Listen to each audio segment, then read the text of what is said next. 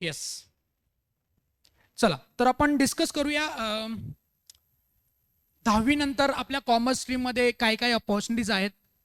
तर तुम्ही जसं स्क्रीनवर बघू शकताय की 10वी झाल्यानंतर आपल्याकडं 3 बेसिक ऑप्शन्स आहेत की आपण सायन्स घेऊ शकतो, कॉमर्स घेऊ शकतो किंवा आर्ट्स हा स्ट्रीम जी आहे ती आपण ऑप्ट करू शकतो.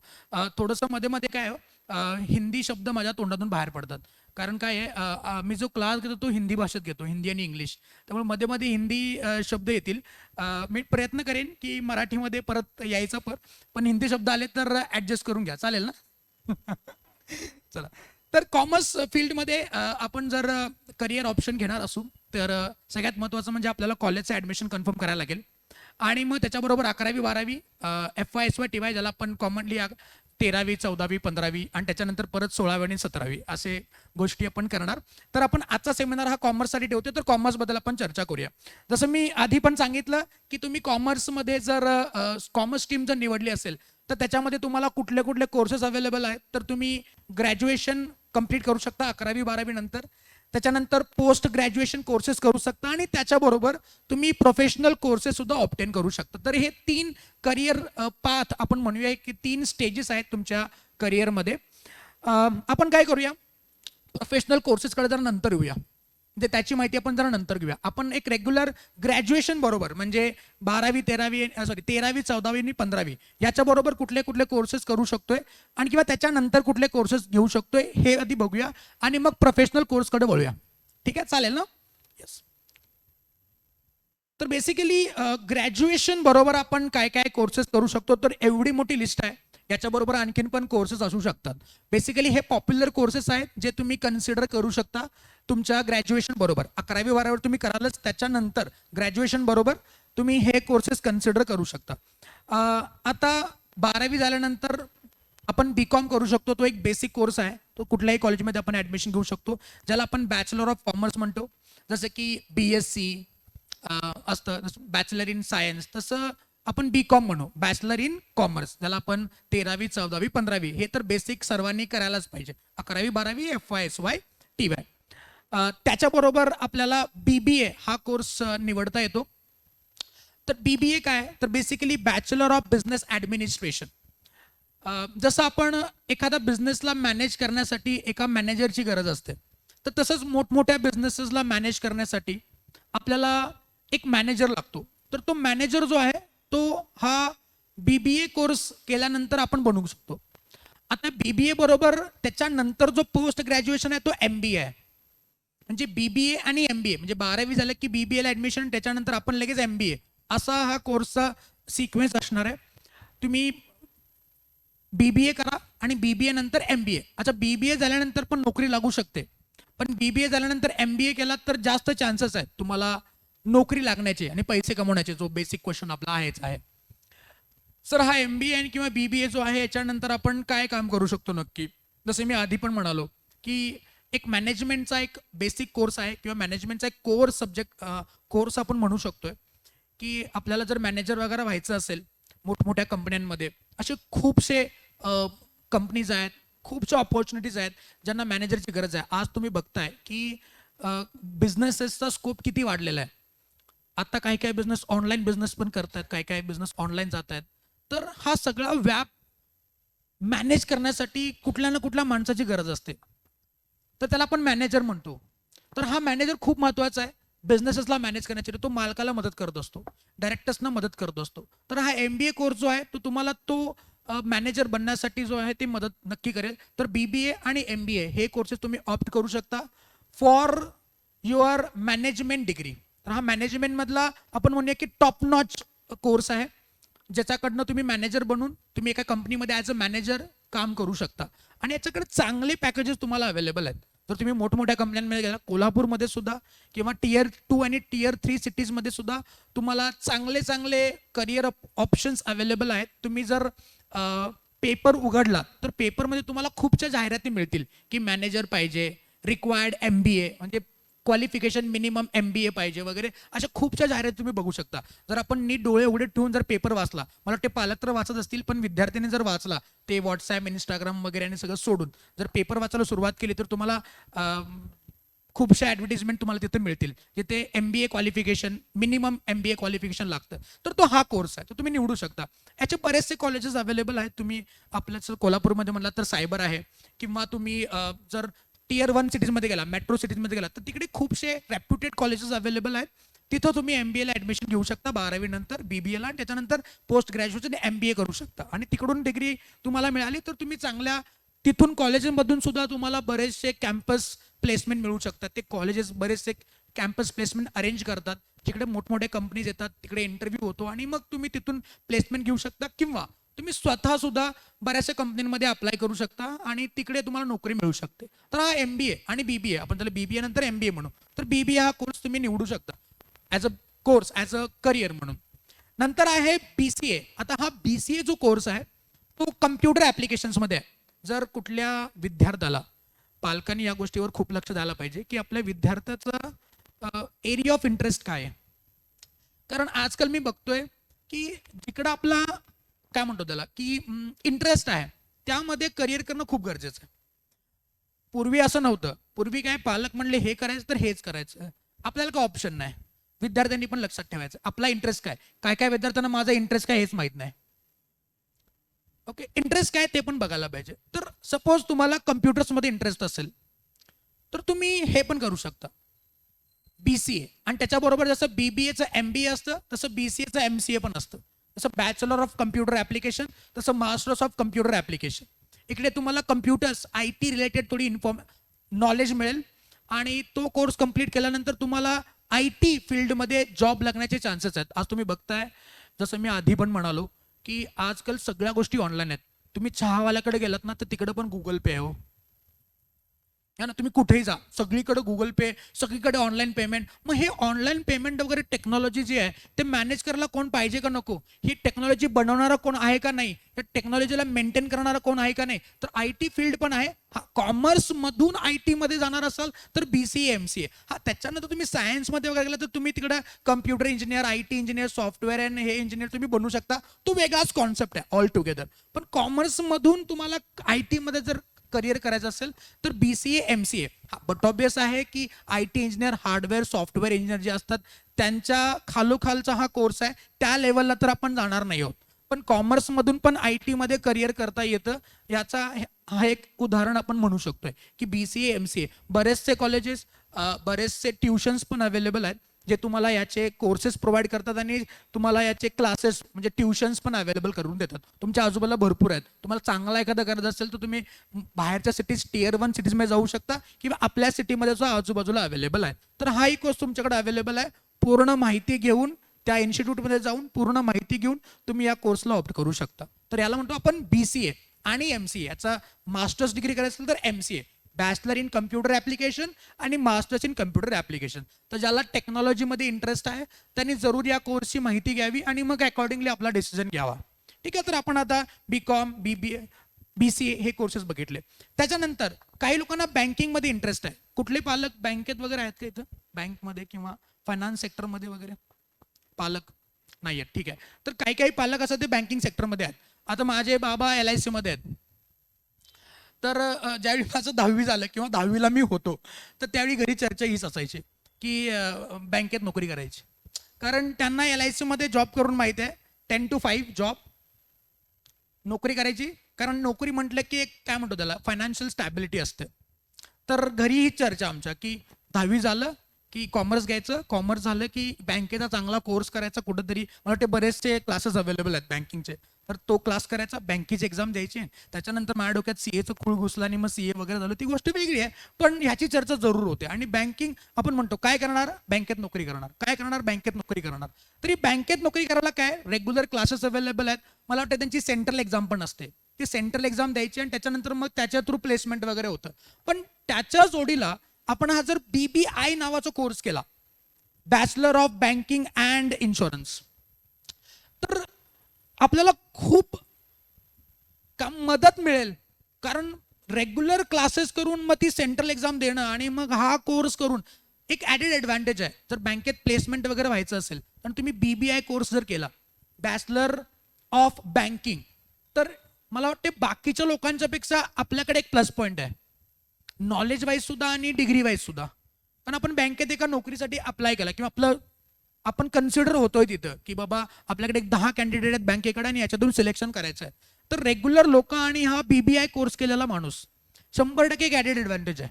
तर ज्यांना बँकिंगमध्ये आपलं करिअर करायचं आहे त्यांनी जरूर या कोर्सबद्दल थोडीशी माहिती घ्यावी आणि हा कोर्स आपल्यासाठी खूप फायदेमंद होऊ शकतो याचं जरूर कन्सिडरेशन ठेवावं. तर BBI बँकिंगमध्ये सुद्धा आणि इन्शुरन्स सेक्टरमध्ये सुद्धा तुम्हाला नोकरी करायची असेल तर तुम्ही हा कोर्स जरूर बघायला पाहिजे. तर BBI नावाचा हा कोर्स आहे. त्याच्यानंतर BF bachelor of accounting and finance. जसं आपण चार्टर्ड अकाउंटन्सी वगैरे बघतो हे बघतो तर हे आपण म्हणू की हे या अकाउंटिंग फील्डमधले टॉपचे लोक आहेत, CA CS वगैरे असं म्हणू आपण त्यांना. तर याच्याबरोबर bachelor of accounting and finance ज्याला नोकरी करायची आहे, सिनियर अकाउंटंट व्हायचं आहे, CFO वगैरे या लेवलची नोकरी करायची आहे किंवा त्याच्या खालोखाल अकाउंटिंगमध्ये आपला जॉब वगैरे निवडायचा आहे, तर त्यांनी हा कोर्स नक्की करावा. याच्याबरोबर फिनान्स पण आहे, अकाउंटिंग अँड फिनान्स. तर हा कोर्स निवडल्यानंतर काय होईल की बाकीचे लोक जे रेग्युलर BCom MCom लोक जे आहेत याच्याबरोबर आपल्याकडे ही जर डिग्री अवेलेबल असेल तर नक्की जसं मी म्हणालो की बाकीच्या लोकांच्या पेक्षा आपल्याकडे काहीतरी जास्त नॉलेज आहे किंवा एक मोठी डिग्री आहे अकाउंटिंग अँड फिनान्समध्ये, तर ती डिग्री तुम्हाला खूप काम करेल ज्यावेळी सिलेक्शनची गोष्ट येईल. तर 10 लोकांच्या पेक्षा आपल्याकडे काहीतरी ॲडिशनल नॉलेज आहे, ॲडिशनल डिग्री आहे, तर जरूर इंटरव्ह्यूवर वगैरे असेल तर तो तुम्हाला तिथं सिलेक्शनचे चान्सेस प्रोबॅबिलिटी फार वाढते. तर हा BA जो अकाउंटिंग आणि फिनान्स मध्ये कोर्स अवेलेबल आहे. आपल्याला एक बघायला लागेल की हे जे कोर्सेस आहेत जसे की BBI म्हणालो किंवा BF म्हणालो किंवा नेक्स्ट जो कोर्स आहे BMF म्हणालो, हे कोर्सेस आपल्याकडे कुठले कॉलेजेस प्रोव्हाइड करतात हे एकदा बघायला लागेल. कारण मला वाटते आपल्या या एरियामध्ये कोल्हापूर किंवा अलाइड एरियामध्ये हे कोर्सेस प्रोव्हाइड करणारे कॉलेजेस आहेत का नाहीत मी थोडासा डाऊटफुल आहे. कारण हे कोर्सेस जास्त पॉप्युलर नसल्यामुळं याचे क्लासेस किंवा याचा कोर्स देणारे जे कॉलेज आहेत, डिग्री देणारे जे कॉलेजेस आहेत ते मला वाटते आपल्याकडे अवेलेबल नाही आहेत. एकदा जरूर चौकशी करावी ज्या कॉलेजमध्ये आपण ॲडमिशन घेतोय की हे कोर्स आपल्याकडे अवेलेबल आहेत का. कारण आता माहीत नाही आपल्याला 2 वर्षानंतर काय होणार आहे. जसं मी म्हणालो की 10वी झाल्यानंतर माझ्या डोक्यात होतं की आपण बँकेत नोकरी करायची, पण 12वी झाल्यानंतर सडनली CA करूया. कारण 2 वर्षानंतर काय होईल आपल्याला माहित नाही. पण आत्ता ॲडमिशन घेताना आपण जरूर चौकशी करायला हरकत नाही की या कॉलेजेसमध्ये हे ॲडिशनल कोर्सेस अवेलेबल आहेत का, हे जरूर चौकशी करूया. आपण करणार का नाही करणार ती नंतरची गोष्ट आहे, पण आहे का नाही ऑप्शन अवेलेबल. नाहीतर परत उठून आपला सगळा बोजा उठलायचा आणि दुसरीकडे घेऊन जायचा, अरे मला तो कोर्स करायचा होता चुकून या कॉलेज ॲडमिशन घेतलं, उगाच ॲडमिशन घेतलं, त्याच्या आधी हे केलं असतं बरं झालं असतं, चौकशी केली असती बरं झालं असतं, असं व्हायला नको. तर जरूर आपण ज्या कॉलेजमध्ये ॲडमिशन घेतोय त्या कॉलेजमध्ये हे कोर्सेस अवेलेबल आहेत का किंवा आजूबाजूला आपल्या सिटीमध्ये हे जे कोर्सेस आहेत ते प्रोव्हाइड करणारे कॉलेजेस आहेत का हे जरूर बघायला पाहिजे. तर हा BA bachelor of accounting and finance. Next course आहे BMS bachelor of management studies. जसं BBA म्हणलं तसाच इक्विव्हॅलंट एक कोर्स आहे बॅचलर ऑफ मॅनेजमेंट स्टडी. याच्यामध्ये मास्टर्स डिग्री पण असते, सेम MBA BBA किंवा याच्यासारखे कोर्स आहेत. तसाच मॅनेजमेंट म्हणला हा ॲडिशनल कोर्स आहे जिकडे तुम्हाला मॅनेजमेंट रिलेटेड गोष्टी मिळतील. अगेन जिकडे मॅनेजमेंटचे वगैरे नोकरी वगैरे असतात त्यासाठी हा कोर्स जरूर तुम्हाला निवडता येईल त्या सेक्टरमध्ये जाणार असाल तर मॅनेजमेंट वगैरे. नंतर BBM that is bachelor of mass media.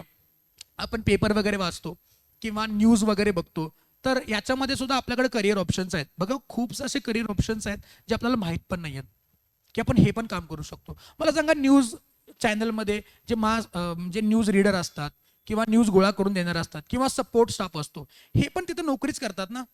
आपण काय आपल्या डोक्यात एकच गोष्ट आहे काय की बँकेत नोकरी करायची, इन्शुरन्स कंपनीमध्ये नोकरी करायची, कुठेतरी अकाउंटिंगचा कोर्स केला की अकाउंटंट म्हणून चांगल्या कंपनीमध्ये आपण जॉब करायचा, बस एवढंच आहे. ॲडिशनल जे आपल्याकडं काय म्हणतो त्याला रिसोर्सेस अवेलेबल आहेत किंवा ॲडिशनल डिग्रीज ज्या अवेलेबल आहेत त्याबद्दल आपण कधी विचारच नाही केलेला. तर हा मास मीडिया त्यातलाच एक कोर्स आहे की आपल्याला माहित पण नाही की हा कोर्स अवेलेबल आहे आणि तिकडे आपण जॉब करू शकतो. तुम्ही बघता न्यूज चॅनलमध्ये कधी कधी चर्चासत्र वगैरे असतं तर आजूबाजूला बरेचसे सपोर्ट स्टाफ अवेलेबल असतो, तर तिकडे पण तुम्ही हा जो तुमच्याकडे ही जर डिग्री असेल ना तर तिकडे पण तुम्ही चूज करू शकता की हा बॅचलर ऑफ मास मीडिया मधून बॅचलर झालेला आहे, मास्टर झालेला आहे, तर याला आपण तिकडे घेऊ शकतो. बघा मला असं वाटतं की आपण जर आपल्याकडे कॅलिबर असेल तर आपण असे कुठले तरी करिअर ऑप्शन निवडायला पाहिजे जिकडे थोडासा कॉम्पिटिशन कमी आहे किंवा कॉम्पिटिटिव्हनेस जास्त लागतो किंवा जास्त डोकं लागतं.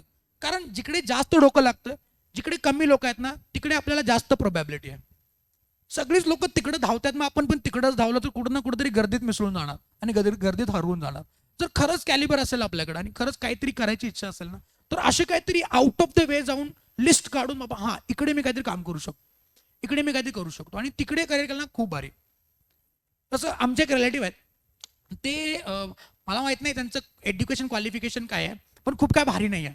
पण ते आहेत ना ते R&D डिपार्टमेंटला आहेत, एका मेडिकल फील्डमध्ये R&D डिपार्टमेंटला आहेत, मेडिकल कंपनीमध्ये, फार्मास्युटिकल कंपनीमध्ये. तर ते असे इंजिनियर आहेत की आपण गोळ्यांचं पॅकेट असतं ना, गोळ्यांचं पॅकेट, तर ते गोळ्यांच्या पॅकेटला आपण बघतो की एक एक स्ट्रीप असते. काही काही स्ट्रिप्समध्ये 10-12 गोळ्या असतात, काही काही स्ट्रिपमध्ये 2च गोळ्या असतात, काही काही स्ट्रिपमध्ये 3 गोळ्या असतात, काही काही स्ट्रिपमध्ये 4 गोळ्या असतात. तर ते डिझायनिंग करतात की या स्ट्रिपमध्ये किती गोळ्या असायला पाहिजेत. आता आपण म्हणू यात काय अवघड आहे, मी ठरवू शकतो यामध्ये 10 असायला पाहिजेत, यामध्ये 2 असायला पाहिजेत. नाही, पण ती गोळी काय आहे, त्या गोळीमध्ये कुठले ड्रग्ज आहेत आणि त्या गोळीच्या स्ट्रिपमध्ये आतमध्ये किती हवा असायला पाहिजे, बबल किती मोठं असायला पाहिजे, किंवा एका स्ट्रिपमध्ये 4 गोळ्या घातल्या तर त्या गोळीचं शेल्फ लाईफ किती राहील, ह्या सगळ्या गोष्टी ते करतात. म्हणजे हे रिसर्च अँड डेव्हलपमेंट आहे. मला सांगा असं काहीतरी करू शकतो हे मला त्यांच्याकडे बघितल्यावरच माहिती आहे. त्याच्या आधी आपल्याला काय माहित नाही की असलं काहीतरी असते. आपण मेडिकल जाऊन गोळी घेऊन येणार, बस संपलं. पण असं पण काहीतरी करिअर आहे आणि he is earning lakhs in lakhs per month. कंपनीची गाडी आहे ते सगळ्या गोष्टी, पण त्यांनी ते निवडलं आउट ऑफ द वे जाऊन. ते नसतील तर कंपनी बंद, अशी सिच्युएशन आहे. तर असे पण कॉमर्समध्ये पण असे काही कोर्सेस, जसं की म्हणलं मास मीडिया, असा पण एक कोर्स आहे जो आउट ऑफ द वे आहे, पण चांगल्या गोष्टी आपल्याला चांगलं अर्निंग होऊ शकतं, किंवा जिकडे कॉम्पिटिशन कमी आहे आणि आपल्याकडे कॅलिबर आहे आपण तिकडे काहीतरी एक्सप्लोर करू शकतो स्वतःला. तर ह्या गोष्टी मी म्हणत नाही की हेच कोर्सेस तुम्ही बघायला पाहिजे, पण अशा बरोबर आणखीन पण कोर्स असेल तुमच्या आजूबाजूला तुम्हाला माहित असणार ते पण तुम्ही कोर्सेस निवडू शकता. ठीक आहे, नेक्स्ट बघूया. नेक्स्ट आहे LLB. आपण बघतोच की सगळे लिगल मॅटर्स वगैरे आपण कोर्टात वगैरे जर पालक कुठले जात असतील तर मला माहिती आहे की वकिलाची किती इम्पॉर्टन्स आहे. वकील असेल तरच कोर्टात आपण हजर राहू शकतो. मी स्वतः जाऊन ते बॉलिवूड मूवीजमध्ये असतं की मैं मेरी केस खुद लढूंगा. ते फक्त बॉलिवूड मूवीजमध्ये असते. रिअल लाईफमध्ये मी जाऊन जजच्या समोर उभा राहू शकत नाही. मी 2-3दा कोर्टात गेलोय, मला माहिती आहे तिकडे परिस्थिती काय आहे. ते जो विटनेस बॉक्स आहे ना, तिथं गेल्यावर कळते की परिस्थिती काय आहे. मी लाख गोष्टी समजून जातो की मी हे बोलणार, मी ते बोलणार, हे बोलणार, ते बोलणार. पण तिथे गेले की काय अवस्था आहे ते आपल्याला माहिती आहे. काही पालक गेले असेल कोर्टात तर त्यांना माहिती आहे. तर तिथे गेल्यावरच कळते की वकिलाची किंमत काय, कारण तिथं आपण तोंड पण नाही उघडू शकत जजच्या समोर. तर तिकडं तोंड उघडायला वकीलच लागतो, जे आपली भाषा वकील बोलतो. तर वकील, ॲडव्होकेसी किंवा आपण LLB किंवा LLM म्हणूया, तर हे कोर्सेस पण तुम्ही ऑप्ट करू शकता. 12वी नंतर तुम्ही LLB करू शकता, LLM करू शकता. तर ह्या गोष्टी आहेत, तुम्ही ह्या फील्डमध्ये पण तुमचं करिअर करू शकता. ज्याला लॉमध्ये इंटरेस्ट आहे किंवा ज्याला चांगलं बोलता येतं, तो चांगला रिप्रेझेंट करू शकतो. आपण म्हणतो ना मुलांना फार बोलायला लागलाय हल्ली, है ना, जीभ फार चालायला लागली आहे. तर ठीक आहे, जीभ जास्त चालत असेल तर त्याला LLB कोर्स आपण चूज करून देऊया. काय बडबडायचं ते तिकडे जाऊन बडबडेल. निदान 4 पैसे तरी मिळतील. ठीक आहे, तर आता मला वाटतं मुलं खूप खुश झाले ते ऐकल्यावरती की हो असं म्हणाले होते. तर ठीक आहे, तर जोक्स पार्ट, बट LLB हा पण कोर्स आहे जिकडे तुम्ही ॲडव्होकेट म्हणून प्रॅक्टिस करू शकता. असं नाही आहे की तुम्ही फक्त कोर्टमध्येच प्रॅक्टिस करायला पाहिजे. तुम्ही एक लीगल ॲडवायझर म्हणून पण कंपनीमध्ये जॉब करू शकता. एक कंपनीचं इंटरनल लीगल काउन्सिल असतं जिकडे कंपनीना आपण मदत करतो, काय असायला पाहिजे काय नसायला पाहिजे. जरुरी नाही की तुम्ही कोर्टात जाऊनच प्रॅक्टिस करायला पाहिजे. तुम्ही असं पण करू शकता. काही पालकांच्या मनात प्रश्न आला, आम्हाला माहिती आहे हो एवढे सगळे वकील आहेत, कुणाला काय काम मिळणार आहे. जरुरी नाही आहे. आता डॉक्टर पण भरपूर आहेत, याचा अर्थ असा काय कोणी डॉक्टर व्हायचंच नाही. व्हायचंय पण आपल्याला टॉप नॉचचं डॉक्टर व्हायचंय, व्हायचंय पण आपल्याला टॉप नॉचचं वकील व्हायचं. तर तुम्ही कंपनीमध्ये पण जॉब करू शकता, त्यांना पण लीगल ॲडवायझर पाहिजे असतात. तर तुम्ही तिकडे कंपनीत जॉब करू शकता किंवा तुम्ही स्वतःचं प्रॅक्टिस पण सुरू करू शकता. सुप्रीम कोर्ट, हायकोर्ट इकडे तुम्ही प्रॅक्टिस करू शकता LLB वगैरे करून. तुम्हाला राम जेठमलानींचं नाव माहिती असेल, ते सगळ्यात टॉप नॉच, जे सगळे मला वाटते मोठ्या मोठ्या लेवलचे केसेस लढतात. तुम्हाला आणखीन एक नाव सांगतो, हरीश साळवे. तुम्हाला माहिती असेल हरीश साळवे म्हणून. त्यांनी कुलभूषण जाधव जे पाकिस्तानमध्ये अडकले होते त्यांची केस लढली होती. तर ते तुम्हाला ऐकून खूपच आश्चर्य वाटेल, ते एक स्वतः चार्टर्ड अकाउंटंट आहेत. तर ते CA आहेत प्लस वकील आहेत. तर आपण म्हणूया की अरे वकील काय किती पैसे कमवणार, काय CAच कमवतो. नाही, ते CA असून वकील आहेत. हा, त्यांना त्यांचं फॅमिली बॅकग्राऊंड तसं आहे, त्यांचे बाबा स्वतः वकील होते प्लस चार्टर्ड अकाउंटंट होते. तर तसं ते पहिला चार्टर्ड अकाउंटंट झाले आणि मग LLB करून डायरेक्ट सुप्रीम कोर्टमध्ये प्रॅक्टिस करतात. तर मला असं म्हणायचं आहे की फक्त ॲडव्होकेट येऊन रेग्युलर प्रॅक्टिस करण्यापेक्षा असं काहीतरी मोठं ध्येय ठेवूया की आपण वकील व्हायचं आहे, पण वकील सुप्रीम कोर्टातच करायचं. तर तुम्हाला माहिती आहे सुप्रीम कोर्टात प्रॅक्टिस करतोय म्हणाल्यानंतर काय काय आणि कुठल्या कुठल्या अँगलनी पैसे मिळत असतील. म्हणजे आपण एक नॉर्मल फॉर्मल वेनी पैसे कमवण्याच्या बद्दल बोलतोय. ठीक आहे. तर अशा सगळ्या गोष्टी आहेत. तर तुम्ही LLB निवडू शकता, लॉ हे करिअर निवडू शकता, खूपच चांगलं करिअर आहे, लॉ खूपच इंटरेस्टिंग आहे, तर ते तुम्ही तेही निवडू शकता, तोही करिअर ऑप्शन तुमच्याकडे आहे. नेक्स्ट वन आपण BC करू शकता, बॅचलर ऑफ इकॉनॉमिक्स. जसे की आपण बघतो की आपलं बजेट वगैरे प्रेझेंट होतं दरवर्षी, महागाई हे ते या सगळ्या गोष्टी आल्या, आपण म्हणतो की खूप महागाई वाढले, हे वाढले, ते वाढले. तर इकॉनॉमिक्समध्ये सुद्धा आपण आपलं करिअर करू शकतो, जिकडे तुम्ही इकॉनॉमिक ॲडवायझर वगैरे होऊ शकता कंपनीचे, किंवा तुम्ही गव्हर्नमेंटमध्ये सुद्धा जॉब करू शकता. तुम्हाला ऐकून खूपच आश्चर्य वाटेल की मी मध्ये एक मला माहीत नाही कुठं वाचलं, मी एखादा आर्टिकल वगैरे वाचलं असेल, तर गव्हर्नमेंट तुम्हाला बोलवतं स्वतः. मी वेबसाईट विसरलो, मला जर आठवलं तर मी नक्की तुमच्याशी शेअर करेन. एक वेबसाईट आहे जिकडे तुम्ही अप्लाय करायचं आहे आणि तिकडे तुम्ही ॲज अ अप्रेंटिस म्हणून काम करू शकता गव्हर्नमेंट बरोबर. म्हणजे हे जे डिपार्टमेंट्स आहेत गव्हर्नमेंटचे, खूप सारे डिपार्टमेंट्स आहेत गव्हर्नमेंटमध्ये, तर तिकडे तुम्ही अप्रेंटिस म्हणून अप्लाय करू शकता. तुम्हाला गव्हर्नमेंट पैसे देतं, जसं तुम्ही गव्हर्नमेंट जॉब करता ना, तसं तुम्ही ते तिथं जाऊन अप्रेंटिस शिकायचं पण आहे आणि मदत पण करायची आहे गव्हर्नमेंटला. तर हेही करू शकता. तर तिकडे तुम्ही इकॉनॉमिक डिपार्टमेंट गेला, फायनान्स डिपार्टमेंटमध्ये वगैरे गेला, तर ह्या लोकांची खूप मदत आहे. दॅट इज बॅचलर ऑफ इकॉनॉमिक्समध्ये BEC आपण म्हणून केला कोर्स. तर नक्कीच मला वाटते तिकडे पण तुम्ही काहीतरी करिअर करू शकता, इकॉनॉमिक ॲडवायझर ऑफ गव्हर्नमेंट वगैरे होऊ शकता. तर ह्या कुठल्या हे सगळे कोर्सेस आहेत ते ग्रॅज्युएशन कोर्सेस आहेत. तुम्ही 12वी बरोबर हे सगळे कोर्सेस करू शकता. तुमच्याकडं हार्ड कॉपी अवेलेबल आहे, त्यामुळे मी परत एकदा त्या गोष्टी रिवाईज नाही करत. मला वाटते एक एकंदरीत ओव्हरऑल माहिती तुम्हाला ग्रॅज्युएशन बरोबर कुठले कोर्सेस करू शकतात ते मिळालेले आहेत. याच्याबरोबर आणखीन पण असू शकतात, पण ब्रॉडली एवढे सगळे महत्त्वाचे कोर्सेस मला जे वाटतात, आम्हाला जे वाटतात ते आम्ही तुमच्यासमोर ठेवलेत. त्याच्याबरोबर ग्रॅज्युएशन नंतर म्हणजे 13वी 14वी 15वी नंतर कुठले कोर्सेस आहेत, तर हे आहे CFA, चार्टर्ड फायनान्शियल अनालिसिस. जसं चार्टर्ड अकाउंटंट असतो तसं चार्टर्ड फायनान्शियल अनालिस्ट म्हणून पण असतो, जो कंपनीचे फायनान्स अनालिसिस वगैरे करतो. आपण बघतो की कंपनीमध्ये बजेट्स वगैरे प्रिपेअर वगैरे करायला लागतात, तर त्या ह्या सगळ्या गोष्टी आहेत. हे पोस्ट ग्रॅज्युएशन म्हणजे BCom नंतर हे कोर्सेस तुम्ही ऑप्ट करू शकता. त्यानंतर MBA, जसं BBAचा corresponding course master's degree MBA, तर MBA करू शकता. त्यानंतर BCA जो मी मागच्या वेळी सांगितलं तुम्हाला की 12वी बरोबर BCA, bachelor in computer application, तर त्याच्याबरोबर हा MCA ज्याचा ॲडव्हान्स लेवल आहे तो नंतर तुम्ही करू शकता. त्यानंतर MCOM ती तर डिग्री आहे, BCom नंतर MCOM तर करायला मी स्वतः MCOM आहे, MCOM आणि चार्टर्ड अकाउंटंट, तर तुम्ही MCOM सुद्धा करू शकता. आणि मग LLBची जी मास्टर डिग्री आहे ती LLM. तर जे आपण ग्रॅज्युएशन बरोबरचे कोर्सेस बघितले त्याचीच मास्टर्स कोर्स म्हणजे त्याच्या पुढची लेवल जी आहे, जसं आपण 16वी आणि 17वी म्हणूया त्या कोर्सेसची, तर ती ही आहे. तर हे ग्रॅज्युएशन आणि पोस्ट ग्रॅज्युएशन बरोबरचे कोर्सेस आहेत. काही डाऊट्स असतील तर मला वाटतं तुम्ही लिहून घेतले असतील, नंतर तुम्ही जरूर विचारू शकता हे कोर्सेसबद्दल काय आहे आणि काय नाही.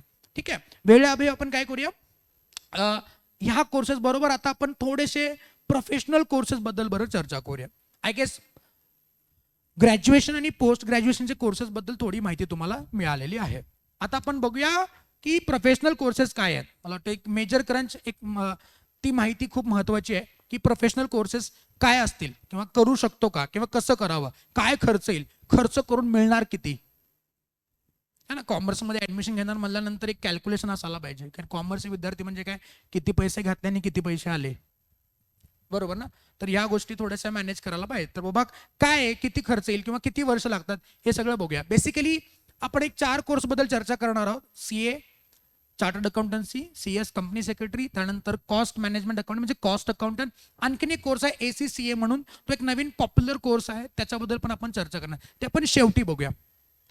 तर पहिला कोर्स आहे चार्टर्ड अकाउंटन्सी.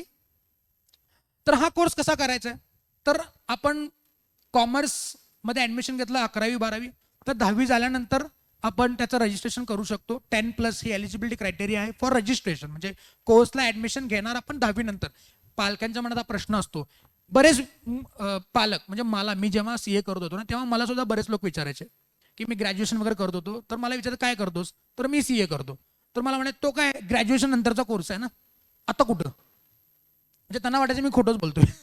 कारण त्यांना माहीत नव्हतं की 12वी नंतर पण आपण CAचं एक्झाम देऊ शकतो. पण एक्झाम 12वी नंतर असली तरी रजिस्ट्रेशन 10वीच्या आधी होऊ शकतं, म्हणजे 12वीच्या आधी होऊ शकतं.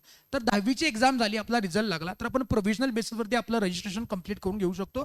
एक्झाम आपली जी आहे ती 12वी नंतर होणार आहे. 11वी मध्ये 12वी मध्ये आपण ते रजिस्ट्रेशन करू शकतो. तर पहिला रूट आहे फाउंडेशन रूट, की फाउंडेशन बरोबर आपण म्हणजे फाउंडेशन रूटने आपण सीए कसं कम्प्लीट करायचं. जर फाउंडेशन रूटने आपण सीए करायचं ठरवलं तर आपल्याकडे 3 लेवल येतात. पहिली म्हणजे फाउंडेशन, दुसरं म्हणजे इंटरमिजिएट ज्याला आपण लेवल 2 म्हणूया, आणि तिसरं म्हणजे फायनल ज्याला आपण लेवल 3 म्हणूया. म्हणजे सीए मध्ये 3 लेवल आहेत, एक तर लेवल 1 फाउंडेशन, लेवल 2 इंटरमिजिएट आणि लेवल 3 फायनल. 12वी नंतर लगेच आपल्याला म्हणजे 12वी सपोज तुमची मार्च महिन्यामध्ये एक्झाम झाली की लगेच तुम्हाला जून महिन्यामध्ये सीए ची पहिली परीक्षा देता येते. तर ही एक्झाम जून आणि डिसेंबर मध्ये असते. दुसरी एक्झाम आहे ती मे आणि नोव्हेंबर मध्ये अशी असते. तर 3 लेवलमध्ये आपली एक्झाम ही कंडक्ट केली जाणार आहे.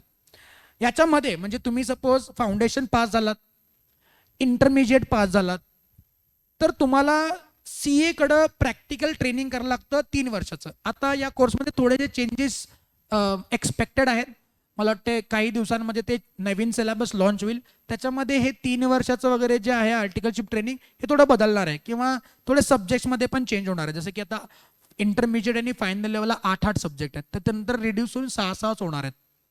आर्टिकलशिप 3 वर्षाची आहे ती 2 वर्षाची होणार आहे असं म्हणतायत, म्हणजे असं कानावर आहे. पण एक्झॅक्ट आपण ऑफिशियल नोटिफिकेशनसाठी वाट बघायला पाहिजे की ऍक्च्युली काय आहे. तर सीए करायचं असेल तर ब्रॉडली आपल्याला 3 लेवलचे एक्झाम पास व्हायला लागतील, फाउंडेशन, इंटरमिजिएट आणि फायनल. आणि मध्यंतरीच्या काळात म्हणजे इंटरमिजिएट नंतर तुम्हाला 3 वर्ष सीएच्या अंडर प्रॅक्टिकल ट्रेनिंग घ्यायला लागेल. आपण आर्टिकलशिप म्हणून सर हे कशाला घ्यायचं 3 वर्षाचं ट्रेनिंग. जसं डॉक्टरांना असतं बघा, डॉक्टर शिकाऊ डॉक्टर म्हणतो आपण त्याला, तसं तुम्ही शिकाऊ सीए म्हणजे तुम्हाला ऍक्च्युली प्रॅक्टिकल सीए झाल्यानंतर काय काम करायचं आहे, कसे इन्कम टॅक्स रिटर्न भरायचे, ऍक्च्युअली जाऊन ऑडिट कसं करायचं, अकाउंटिंग कसं करायचं, हे तुम्ही आधी सीएच्या अंडर शिकणार. आणि मग 3 वर्षाची आर्टिकलशिप ट्रेनिंग संपल्यानंतर मग तुम्हाला सीए फायनलचे एक्झाम देता येते. आणि मग फायनल पास झाला की मग you are free to go. तुम्ही काही करिअर ऑप्शन निवडू शकता. म्हणजे तुम्ही प्रॅक्टिस करू शकता, जॉब करू शकता, स्वतःचा बिझनेस असेल तर ते सांभाळू शकता, तर काही करू शकता. तर सीए तर फाउंडेशन रूटने गेलात तर या 3 लेवलमध्ये तुम्ही एक्झाम क्लिअर करा आणि तुम्ही सीए व्हाल. त्याच्यानंतर काही लोकांचं असतं की 12वी मध्ये माहीत नसतं किंवा बीकॉम मध्ये पण काही माहिती मिळाली नसते, तर त्यांच्यासाठी पण एक ऑप्शन आहे. ते बीकॉम नंतर म्हणजे ग्रॅज्युएशन नंतर पण सीए ला ऍडमिशन घेऊ शकतात. त्याच्यामध्ये एक फायदा आहे आणि एक तोटा सुद्धा आहे असं म्हणूया. एक फायदा काय की तुम्हाला जी पहिली परीक्षा आहे फाउंडेशन ती द्यायची गरज नाही, तुम्ही डायरेक्टली इंटरमिजिएटला जाऊ शकता म्हणजे तुमचं बीकॉम झाल्यानंतर.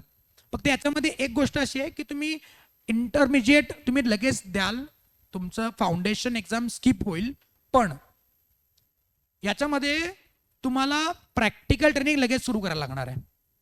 आता फाउंडेशन क्लिअर झालो, इंटरमिजिएटला आलो, इंटरमिजिएटचं एक्झाम क्लिअर झालो, त्यामध्ये 2 ग्रुप आहेत. एखादा ग्रुप क्लिअर झाला की लगेच सुरू होतं, तो टेक्निकलचा भाग होतो, पण नंतर तो डिस्कस करायला नकोच.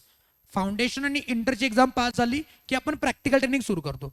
पण तुम्ही डायरेक्ट एंट्री घेतला म्हणजे ग्रॅज्युएशन नंतर घेतला तर तुम्हाला लगेच तुमची प्रॅक्टिकल ट्रेनिंग सुरू करायला पाहिजे. आणि त्याच्यामध्ये तुम्हाला प्रॅक्टिकल ट्रेनिंग बरोबर अभ्यास करायचा आहे आणि मग इंटरमिजिएट परीक्षा पास व्हायचं. आता ऑफिसची वेळ आली सकाळी 10 ते संध्याकाळी 6 वाजेपर्यंत, मग त्याचे क्लासेस आले, मग क्लासेस करायला पाहिजेत, स्वतःचा अभ्यास करायला पाहिजे आणि मग एक्झाम द्यायला पाहिजे. म्हणजे इंटरमिजिएटची परीक्षा पास होण्यासाठी तुम्हाला तुमची आर्टिकलशिप पण 9 महिन्याची पूर्ण व्हायला पाहिजे, अभ्यास पण पूर्ण व्हायला पाहिजे, क्लासेस पण पूर्ण व्हायला पाहिजे त्याच मुदतीत, आणि मग एक्झाम द्यायची. हा एक छोटासा तोटा म्हणूया, तोटा म्हणता येणार नाही पण थोडंसं बर्डन मुलांच्यावर येऊ शकतं कधी ग्रॅज्युएशन नंतर. त्याचा बेटर वे आहे फाउंडेशन, इंटरमिजिएट आणि फायनल. हा ज्यांना करायचं असेल ग्रॅज्युएशन नंतर तर ते करू शकतात की तुम्ही ग्रॅज्युएशन नंतर डायरेक्ट इंटरमिजिएट ऍडमिशन घ्या आणि मग फायनल द्या. असं नाही की ग्रॅज्युएशन नंतर प्रॅक्टिकल ट्रेनिंग करायचं नाही, 100% करायचं आहे. तिकडे तर लगेच तुम्ही रजिस्ट्रेशन केलात, काही एक ITT ओरिएंटेशन वगैरे कोर्स असतात त्याच्या आधी ते केलं की लगेच तुम्हाला आर्टिकलशिप 9 महिन्याची झाली की इंटरमिजिएटची एक्झाम. तर सीए होण्यासाठी 2 पाथ अवेलेबल आहेत. एक पाथ आहे तुमचा foundation route, foundation, intermediate, final मध्ये प्रॅक्टिकल ट्रेनिंग, आणि डायरेक्ट एंट्री आपण म्हणूया ज्याला ग्रॅज्युएशन नंतर इंटरमिजिएट आणि फायनल. ओके, हे 2 रूट्स तुमच्याकडे अवेलेबल आहेत. सर याच्यामध्ये टोटल किती वेळ लागतो म्हणजे सीए पूर्ण करायला किती वेळ लागतो? तर साधारण मला वाटतं की 4.5 वर्षाचा कालावधी मिनिमम हा लागतोच. म्हणजे 3 वर्ष त्यामध्ये ट्रेनिंगच आहे तुमचं, तर एक 4.5 वर्ष लागू शकतात. जर आपण सगळ्या एक्झाम एक साथ जर पास होत गेलो तर 4.5 वर्ष लागायला काय हरकत नाही मिनिमम. आणि 4.5 नंतर मग तुम्ही एक एक्झाम फेल होत गेला तर बाबा ते 6 महिने परत वाढले. तर असा पिरियड तुमच्यामध्ये त्यामध्ये वाढू शकतो. पण मिनिमम मला वाटते 4 ते 4.5 वर्ष लागतात एक CA पूर्ण व्हायला. आता हा जो 4.5 वर्षाचा कालावधी आहे याच्यामध्ये खर्च किती येईल, तर टोटल आपण खर्च जर बघितला तर साधारण 2.5 ते 3 लाख या घरात आहे. कन्सिडरिंग तुम्ही ज्यावेळी फायनल पर्यंत जाल त्यावेळी काहीतरी इन्फ्लेशन, महागाई वाढून कोर्सेसची फीस वगैरे वाढली. आणि हा 3 लाखाचा खर्च जे मी म्हणतोय तो तुमच्या क्लासेसचा खर्च धरून म्हणतोय, म्हणजे प्रायव्हेट ट्युशन धरून. जर तुम्ही इन्स्टिट्यूटचा जर प्युअर इन्स्टिट्यूट ज्याला क्लासेस वगैरे करायचे नाहीत, मी करतो असं जर असेल तर खूपच खर्च कमी आहे. म्हणजे साधारण 70,000 ते 1 लाख रुपये. मला असं वाटतंय की या भारतात, पूर्ण भारतात एवढ्या स्वस्तात कुठलाही कोर्स अवेलेबल नाही, प्रोव्हाइडेड त्याचे रिटर्न्स बघितले तर. सर BCom आहे की BCom आणि CA याचं कम्पॅरिझन केलं तर कमवणार आपण CA मध्ये जास्त. तर मला असं वाटते की कमीत कमी खर्चात जास्तीत जास्त रिटर्न देणारा, म्हणजे आपण गाड्यांमध्ये एक्झाम्पल धरलं तर कमीत कमी पेट्रोलमध्ये जास्त चालणारी गाडी म्हणजे CA, बरोबर ना? कारण मला सांगा 1 लाख रुपये इन्व्हेस्टमेंट, आणि 1 लाख रुपये एकदम नाही भरायचे आहेत. 1 लाख रुपये तुम्हाला 3, 3.5, 4 वर्षामध्ये भरायचे आहेत. म्हणजे वर्षाकाठी मला वाटते 30-40 हजार रुपये खर्च. आणि CA झाल्या झाल्या मला वाटते पहिल्याच वर्षात किंवा पहिल्याच महिन्यात जर चांगला पगार वगैरे मिळाला 1 लाख रुपये लगेच आले. म्हणजे कमीत कमी पेट्रोलमध्ये जास्त चालणारी गाडी म्हणजे CA असं म्हणूया. आणि त्याच्याबरोबर तुम्ही प्रायव्हेट ट्युशन्स वगैरे लावले तर थोडा खर्च वाढणार आहे. त्याच्यामध्ये 2 लाख आपण खर्च वाढूया सगळ्या तिन्ही लेवलचे. तर एक 3 लाखाच्या घरात आपला खर्च येऊ शकतो मिनिमम. त्याच्यावरती मग तुम्ही आणखीन काय हे आणि ते सगळे ऍड करून बघितला तर खर्च वाढू शकतो, पण 3 लाख मिनिमम. पालकांचा सगळ्यात बेसिक प्रश्न की किती खर्च येणार आहे या सगळ्या गोष्टींना, तो 3 लाख रुपये.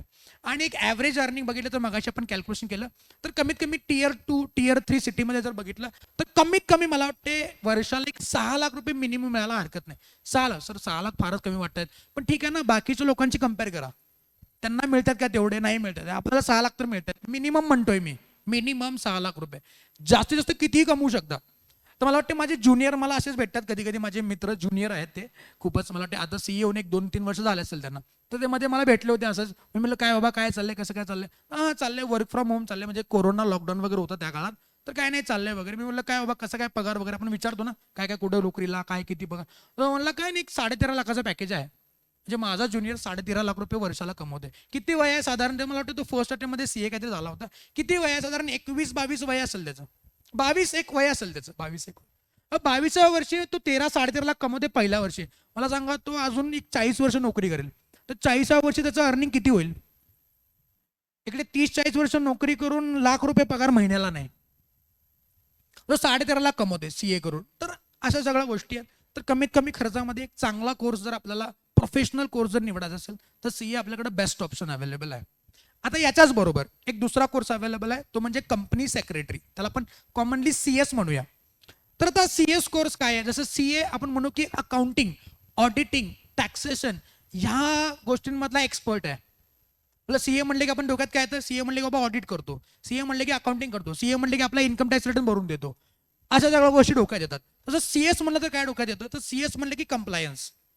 ह्या मोठमोठ्या ज्या कंपनी आहेत, रिलायन्सचं नाव घ्या किंवा तुम्ही अदानीचं नाव घ्या, टाटाचं नाव घ्या, एवढ्या मोठ्या मोठ्या कंपनी आहेत, किंवा याच्या रिलेटेड आणखीन बाकी साऱ्या कंपनीज आहेत. इंडियामध्ये खूपशा कंपनीज आहेत. तर या कंपनीचे लागणारे जे कायदे आहेत आपल्या भारतात, तो सेबी असेल.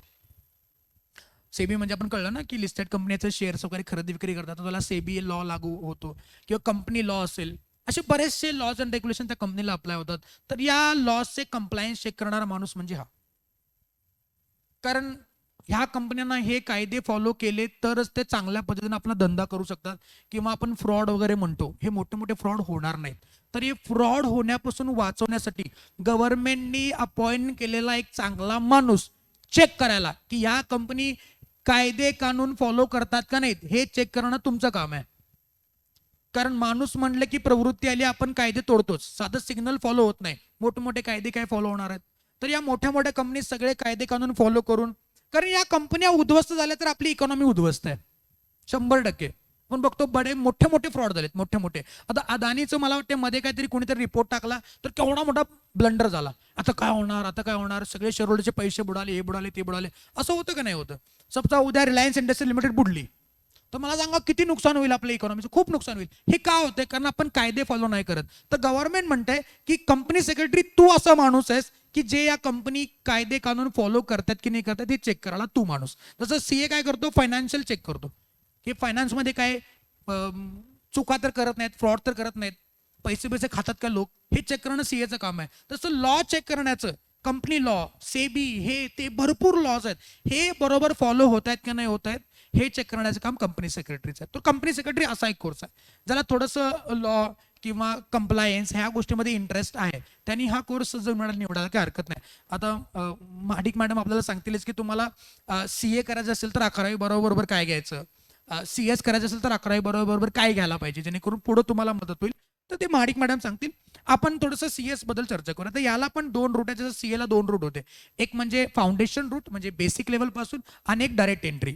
तर आपण एंट्रन्स रूट म्हणूया, जे आपण 12वी नंतर लगेच आपण ऍडमिशन एक्झाम देऊ शकतो. त्याची एक सीसीटी म्हणून एक्झाम आहे, एंट्रन्स एक्झाम. त्याच्यानंतर एक्झिक्युटिव्ह आहे, जसं सीए मध्ये फाउंडेशन तसं हे सीसीट आहे. याचे क्वार्टरली एक्झाम होतात, 3 महिन्यातून एक्झाम वगैरे होतात. त्याच्यानंतर एक्झिक्युटिव्हची वर्षातून 2दा एक्झाम होते, ज्याला आपण लेवल 2 म्हणूया. आणि लेवल 3 प्रोफेशनल, ज्याला आपण फायनल लेवल म्हणूया. म्हणजे सीए फाउंडेशन, सीए इंटर आणि सीए फायनल. तसं सीएस मध्ये सीसीट, त्याच्यानंतर एक्झिक्युटिव्ह आणि मग प्रोफेशनल. आणि तुम्हाला ग्रॅज्युएशन नंतर पण सीएस करता येतं. त्याच्यामध्ये तुम्हाला सीसीट म्हणजे जी फाउंडेशन एक्झाम आपण सीएस मध्ये म्हणूया ती द्यायची गरज नाही. डायरेक्टली तुम्ही एक्झिक्युटिव्ह आणि प्रोफेशनल म्हणजे फायनल एक्झाम देऊ शकता. हा, याच्यामध्ये पण सीए सारखं जे प्रॅक्टिकल ट्रेनिंग आहे 3 वर्षाचं, तसं इकडे पण आहे. तुम्हाला 21 महिन्याचं प्रॅक्टिकल ट्रेनिंग करता येतं. आता याच्यामध्ये एक फायदा असा आहे सीएस मध्ये की तुम्ही आर्टिकलशिप जी आहे ती तुमच्या एक्झिक्युटिव्ह म्हणजे दुसरी जी एक्झाम आहे ती पास झाल्यानंतर करू शकता किंवा सीएस झाल्यानंतर पण करू शकता.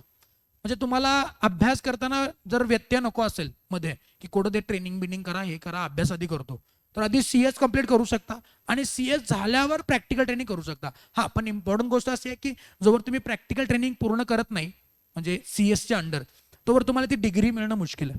तुम्ही ती प्रॅक्टिकल ट्रेनिंग पूर्ण करायला पाहिजे तर तुम्हाला डिग्री मिळेल सीएस म्हणून. अदरवाईज तुम्ही एक्झाम तर पास झालेला आहात. तर हा फायदा सीएस मध्ये आहे, जो सीए मध्ये तुम्हाला आधीच कंप्लीट करायचा आहे फायनलच्या आधी.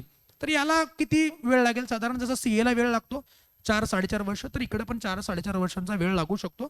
आणि ओव्हरऑल खर्च म्हणाला तर तो सीए एवढा साधारण 2 ते 2.5 लाखाच्या घरात येऊ शकतो. जसं सीए मध्ये 2.5 ते 3 लाख आहे, तसं सीएस मध्ये 2 ते 2.5 लाखाच्या घरात तुमचा कोर्सची फीजही येऊ शकते.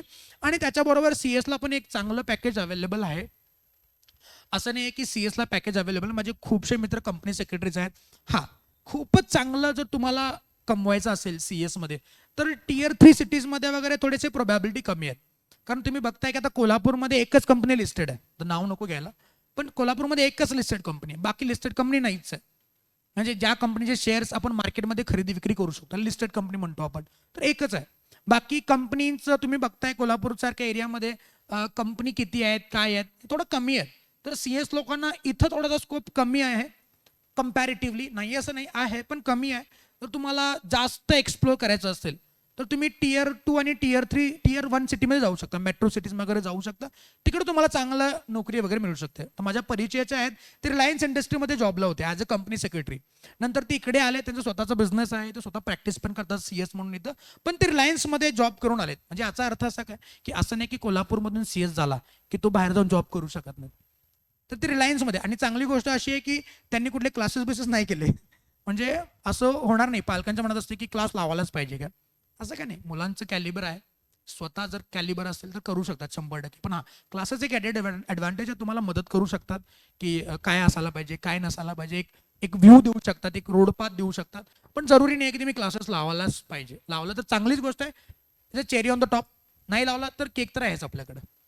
तर ते न क्लास लावता सीएस झाले आणि चांगली गोष्ट म्हणजे फर्स्ट अटेम्प्टमध्ये क्लिअर झाले आणि रिलायन्स सारख्या कंपनीमध्ये ते जॉब करत, म्हणजे ते मुकेश अंबानी वगैरे यांच्याबरोबर बसून मीटिंगमध्ये त्यांची चर्चा वगैरे झाली आहे. तर ह्या लेवलला तुम्ही सीएस म्हणून सीएस झालात तर ह्या लेवलला तुम्ही जाऊ शकता. तर हा असा सीएस कोर्स आहे. नंतरचा एक कोर्स आहे तो म्हणजे तुमचा सीएमए, त्याला आपण कॉस्ट अकाउंटंट म्हणूया. जसं चार्टर्ड अकाउंटंट, कंपनी सेक्रेटरी आणि कॉस्ट अकाउंटंट, त्याला आपण कॉमनली सीएमए म्हणतो. आता नाव चेंज झाले CMA, that is cost and management accountant. याला पण अगेन 2 एंट्री रूट अवेलेबल आहेत. हे प्रोफेशनल कोर्सेसला हे 2 ऑप्शन मिळतात. एक म्हणजे 12वी झाल्यानंतर ग्रॅज्युएशन बरोबर आणि एक तुमचं डायरेक्टली ग्रॅज्युएशन झाल्यानंतर. अगेन याच्यामध्ये पण 3 लेवल अवेलेबल आहेत तुमचे, फाउंडेशन, इंटरमिजिएट आणि फायनल, जसं सीए मध्ये आहे. आणि ग्रॅज्युएशन नंतर डायरेक्टली इंटरमिजिएट आणि नंतर फायनल. आता याच्यामध्ये जर सीए मध्ये 3 वर्षाचं ट्रेनिंग होतं, सीएस मध्ये 21 महिन्यांचं होतं, तसं सीएमए मध्ये तुम्हाला 15 महिन्याचं प्रॅक्टिकल ट्रेनिंग अवेलेबल आहे. आणि हे तुम्हाला फायनलच्या आधी कंप्लीट करायचं आहे. सीएस मध्ये फायनल झाल्यानंतर होतं, म्हणजे करू शकत होता, याच्यामध्ये तुम्हाला आधीच करायचं आहे. त्याच्यानंतर ओव्हरऑल वेळ साधारण 4-4.5 वर्ष, 12वी नंतरची गोष्ट बोलते मी. तर 12वी नंतर तुम्ही करत असाल तर 4-4.5 वर्ष तुम्हाला लागतात. ओव्हरऑल खर्च अगेन त्याच घरात 2 ते 2.5 लाख रुपये खर्च येऊ शकतो. हा खर्च एकदम करायचा नाहीये, पालकांसाठी खास करून हा खर्च एकदम करायचा नाहीये. हा खर्च तुम्हाला 4-4.5 वर्षांमध्ये पूर्ण बायफर्केटेड आहे. आणि अर्निंग म्हणाल तर सेम लॉजिक, 6 लाख मिनिमम. तिथून पुढं तुमचं जेवढं लिमिट आहे, स्काय इज द लिमिट. तुम्ही खूप जेवढं तुम्ही एक्सप्लोर करणार तेवढं तुम्ही कमवू शकता. अगेन सीएमए साठी जसं मी म्हणालो, सीएस साठी एक ड्रॉबॅक आहे, तसं सीएमए साठी सुद्धा आहे की सीएमए मध्ये सुद्धा टियर 3 सिटी, आपल्यासारख्या सिटीसाठी जास्त एक्सप्लोरेशन अवेलेबल नाहीये. तुम्ही टियर 1, टियर 2 सिटीमध्ये गेलात तर जास्त करिअर ऑप्शन तुमच्याकडे ओपन होतील. तिकडे तुम्ही तुमचं जे आहे ते स्किल सेट अप्लाय करू शकता आणि चांगलं कमवू शकता. तर हा आहे सीएमए कोर्स. ठीक आहे. आता याच्यामध्ये पासिंग पर्सेंटेज वगैरे आहे. जर सीएस म्हणला किंवा सीए म्हणाला किंवा सीएमए म्हणाला, तुम्हाला जर ग्रॅज्युएशन नंतर ऍडमिशन घ्यायचं असेल तर याच्यामध्ये एक कॉमन गोष्ट आहे, ती म्हणजे तुम्हाला ग्रॅज्युएशन नंतर 50% मार्क मिळाला पाहिजेत. कमीत कमी 50% मार्क्स मिळाला पाहिजे. जर तुम्हाला ग्रॅज्युएशन मध्ये 50% पेक्षा कमी मार्क असतील तर तुम्हाला या कोर्सला डायरेक्ट ऍडमिशन नाही मिळणार. सर मग सपोज मला ग्रॅज्युएशन मध्ये मला 49% मार्क मिळाले आणि मला करायचं आहे सीए, सीएस, सीएमए करायचंच आहे, तर मी काय करू? मग तुम्ही फाउंडेशन रूटनी जाऊ शकता. ठीक आहे. म्हणजे असं नाही की तुमच्यासाठी सगळे दरवाजे बंद, असं नाही. तुम्ही फाउंडेशन रूटनी जाऊ शकता, ही गोष्ट आहे. हा, पण तुम्हाला डायरेक्टली इंटरमिजिएटला जायचं असेल, सेकंड लेवलला जायचं असेल, सीए असू दे, सीएमए असू दे किंवा सीएस असू दे, तर तुम्ही डायरेक्टली काय करू शकता?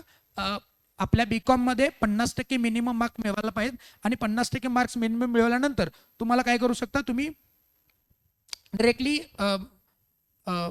इंटरमिजिएट लेवल ऍडमिशन घेऊ शकता. सीए मध्ये हे जे आहेत कॉमर्स, त्यामध्ये तुम्हाला 55% पाहिजे ग्रॅज्युएशनमध्ये. आणि अदर स्ट्रीममधून आला असाल, कॉमर्समध्ये 55%, जर तुम्ही अदर स्ट्रीममधून आला असाल 60%, म्हणजे तुम्हाला सायन्समधून आला असाल किंवा तुम्ही आर्ट्समधून आला असाल तर तुम्हाला ग्रॅज्युएशनमध्ये 60% पाहिजे. आणि कॉमर्समधून आला असेल तर 55% पाहिजे. हे प्रत्येक कोर्सनुसार चेंज होते. जसं सीएमए 50% पाहिजे तर सीएमध्ये 55% पाहिजे.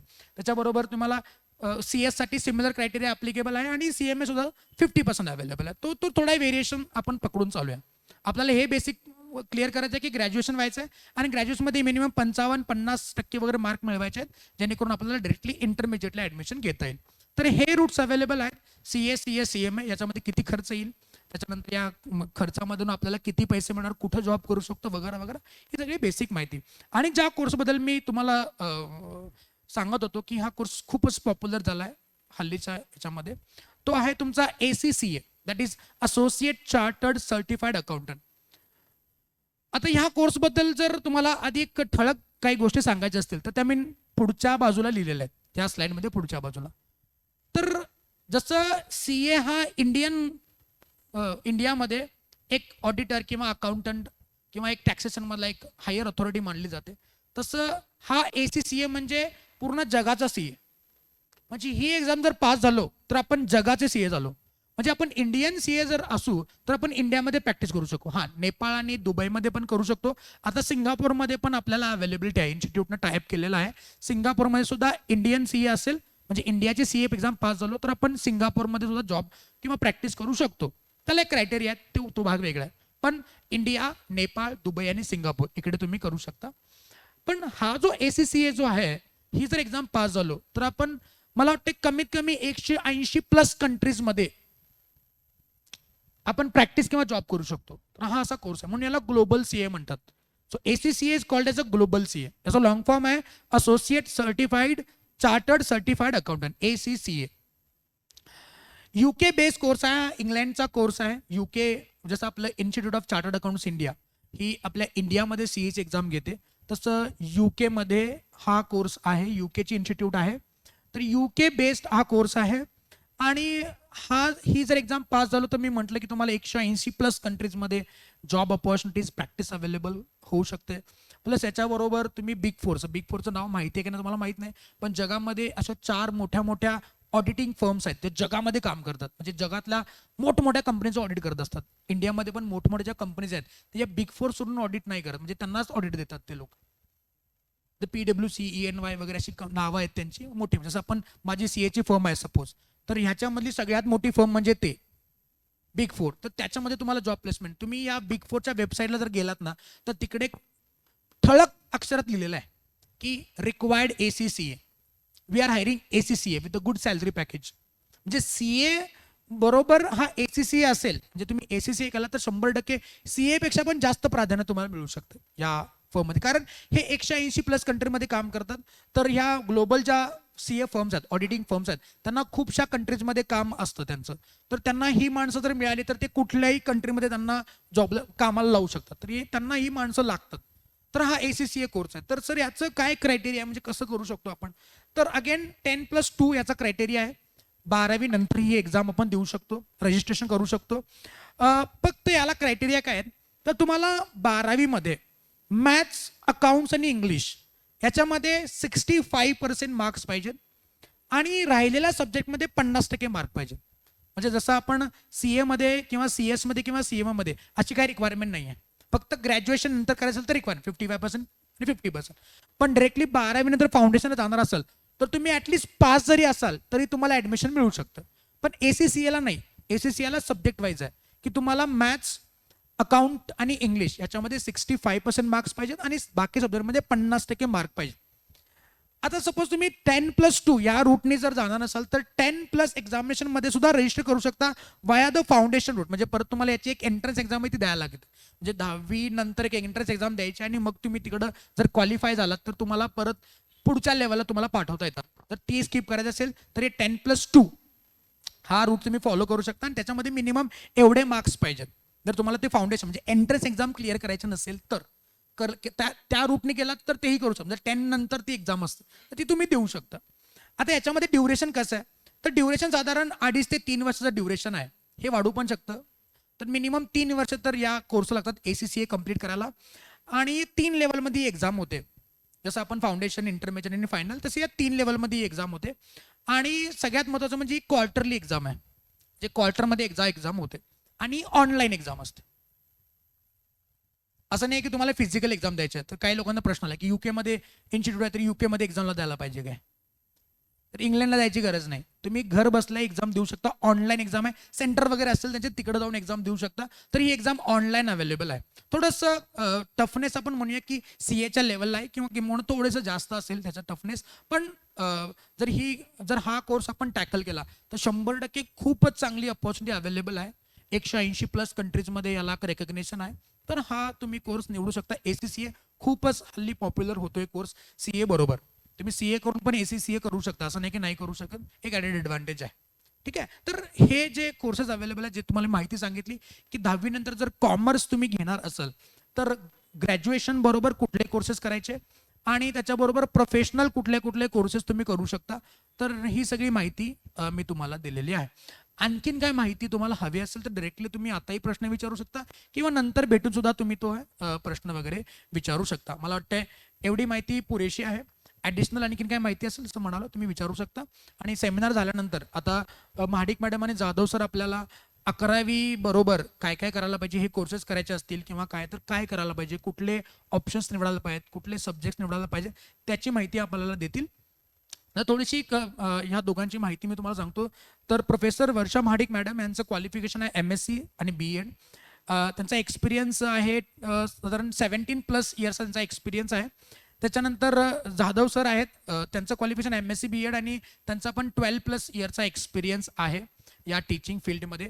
तर असे हे एक्सपिरियन्स फॅकल्टी आपल्याकडे अवेलेबल आहेत. तर ते तुम्हाला 11वी 12वी आणि ग्रॅज्युएशनमध्ये जे रेग्युलर कोर्स आहे त्या कोर्सबद्दल थोडीशी माहिती देतील. तर मी महाडिक मॅडम आणि जाधव सरांना विनंती करतो की त्यांनी विद्यार्थ्यांना आणि पालकांना थोडं मार्गदर्शन करावं. Thank you so much.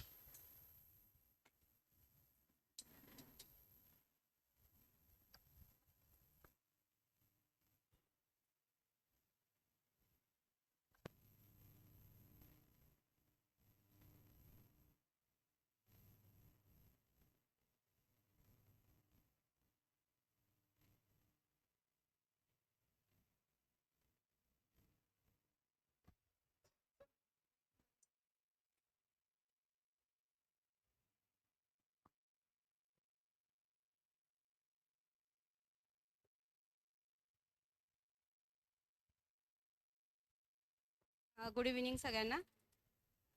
आता सरांनी थोडंसं मी आधीच करेक्शन करते. तिथं क्वालिफिकेशन MSc BEd नाही आहे, माझं MCOM BEd आहे.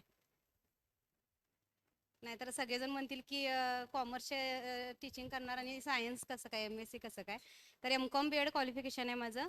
मी आधी स्वतःची इंट्रोडक्शन करून देते. मी आपल्या कोल्हापूरातील एका नामांकित संस्थेमध्ये, शिक्षण संस्थेमध्ये गेली 17 वर्ष झालं टीचिंगचा जॉब करते. कॉमर्स साईडला मी ज्युनियर कॉलेजला टीचिंगला आहे. तसेच माझी स्वतःची क्लासेस अकॅडमी आहे. कॉमर्स साईडचे 11वी ते TY BCom पर्यंतचे आपले क्लासेस आहेत. गेली 17 वर्ष झालं मी ह्या क्षेत्रामध्ये काम करते. माझ्यासोबत किरण जाधव सर आहेत की जे मॅथ्स सब्जेक्ट घेतात आणि माझा मेन सब्जेक्ट आहे तो अकाउंटन्सी आहे. तर सगळ्यात आधी मी टीम EPAचं थँक्यू म्हणते, कारण त्यांनी आम्हाला इथं बोलवून माहिती देण्याची, लोकांना गायडन्स करण्याची संधी उपलब्ध करून दिली. तर आता सध्या जे काही समोर विद्यार्थी आहेत त्यांचं कॉमर्स फिक्स आहे हे नक्की आहे, कारण आता आपण रजिस्ट्रेशन केलेलं आहे. ऑनलाईन ॲडमिशन प्रोसेस आपली चालू आहे. त्यामुळं ह्या मला वाटतं सेकंड पार्टसुद्धा सगळ्यांनी ॲडमिशन प्रोसेसमधला फिलअप केला असणार आहे. आणि 23 तारखेला आपली लिस्ट लागेल, प्रसिद्ध होईल यादी आपली, कुठं ॲडमिशन तुम्हाला मिळाले ते कळेल आणि त्यावेळी आपण जाऊन त्या कॉलेजवर ॲडमिशन घ्यायचं आहे. हे आता सगळ्या पालकांना मला वाटते जवळजवळ माहिती असेलच. तर आता संख्या तशी बघितली तर या ठिकाणी आपल्याला दिसते की कॉमर्स साईडला आता बऱ्याच जणांना डाऊट वाटेल की अरे आपण चुकीचं साईड निवडली का काय. कारण अलीकडं बघाल तर 10वीला, आता माझी सुद्धा मुलगी 10वीलाच होती, मी एक पालक म्हणून पण इथं आलेले आहे. आणि त्यामुळं मलाही तसा अनुभव आलेला आहे आणि तुम्हालाही आला असणार आहे गॅरंटेड. कारण 10वीतला विद्यार्थी गेला म्हटलं की अकॅडमीजवाल्यांचे कॉल्स यायला चालू होतात आणि आपल्या डोक्यात बाकीचे काही विचार येण्याआधीच ते आपल्या डोक्यात हे घालायला लागतात की आता आपल्याला असे असे क्लासेस अवेलेबल आहेत आणि नीट JEE किंवा CET ह्या संदर्भात आपल्याला ते गायडन्स करण्यासाठी बोलवतात. म्हणजे 10वीची परीक्षा सुरू होते न होते तोवर आपल्याला दिवसाला मला तर एक 4 ते 5 कॉल येत होते आणि असाच अनुभव सगळ्यांचा असणार आहे, ह्यात मला काही शंका नाही आहे. आणि त्यामुळं कॉमर्स घ्यायचा का नाही हा उद्देशच बाजूला राहतो आणि लोकांच्या डोक्यामध्ये पहिलं सायन्सच घातलं जाते. आणि मग सायन्स म्हटलं की इंजिनियर, आर्किटेक्ट किंवा आपण मेडिकल किंवा फार्मासिस्ट ह्या सगळ्या गोष्टी आपल्यासमोर येतात आणि ह्याच गोष्टी बऱ्याच जणांना माहिती आहेत. पण कॉमर्स साईडला सुद्धा बऱ्यापैकी करिअर करता येऊ शकतात. आता मोहित सरांनी आपल्याला अतिशय चांगल्या पद्धतीनं सगळी माहिती दिलेली आहे. काय काय ऑप्शन्स असू शकतात कॉमर्स साईडमध्ये ते आपण बघितलेलं आहे. आणि ह्यात अजूनही ऑप्शन्स आपण वाढवू शकतो, कारण त्यासाठी आपल्याला फक्त कॉमर्स घ्यायची गरज आहे असं नाही, पण मेन कॉमर्स साईडचे आपल्याला हे ऑप्शन्स दिसून येतात. तर या ठिकाणी आपण कॉमर्स साईड निवडले ह्याबद्दल खरंच तुमचं अभिनंदन आहे, कारण इतक्या सगळ्यांच्या अकॅडमीजवाल्यांच्या तावडीतून सुटून आपण इथं समोर आहे. मी सुद्धा माझं ठरलंही नव्हतं की मुलगीला कॉमर्स घ्यायचं आहे, पण तेव्हापासून मी त्यांना सांगायला लागले, का तर त्यांचा पिच्छा सोडवण्यासाठी मी त्यांना सांगून टाकलं की नाही मला कॉमर्सच घ्यायचं आहे आणि आम्हाला काय परत तुम्ही कॉल करू नका. म्हणजे एवढ्या सायन्सच्या अकॅडमीज आपल्या आसपास आहेत की ज्या पालकांना सुचवी देईना झालेत की बाकी काही ऑप्शन्स आहेत. आर्ट्स साईड तर कुणाच्या डोक्यात सुद्धा नाही आहे, कारण तिथं ऑप्शन्स तसे कमी असतात म्हणून. पण कॉमर्स साईडला खरंच अतिशय उत्कृष्ट असं स्थान आपल्याला देता येईल. आणि सरांनी आत्ता जस्ट सांगितलं की कमी पेट्रोलमध्ये जास्त गाडी पळवायची असेल तर खरोखर आपल्याला कॉमर्स साईड एक नंबर आहे. म्हणजे सायन्सला बघाल तर तुम्ही आपल्याला इन्व्हेस्टमेंट फार करावी लागते. अगदी 11वीला विद्यार्थी गेल्यापासून त्याच्या क्लासेसला अगदी लाखात फी आहे. कोल्हापुरातच आता आपण जर चौकशी केला तर म्हणजे इतकी फी की ते आपण सगळ्या 2-3 वर्ष इन्कम त्या मुलाच्या क्लासेसला आणि फीलाच घालायला पाहिजे. त्यानंतर इंजिनिअरिंग कॉलेजचे डोनेशन्स, फीज ह्या गोष्टीत आपल्याला फार इन्व्हेस्टमेंट करावी लागते आणि त्या मानानं मग रिटर्न्स किती मिळणार आहेत. तर अशा ह्या कॉमर्स साईडमध्ये आपल्याला कमी इन्व्हेस्टमेंटमध्ये जास्त रिटर्न्स मिळू शकतात.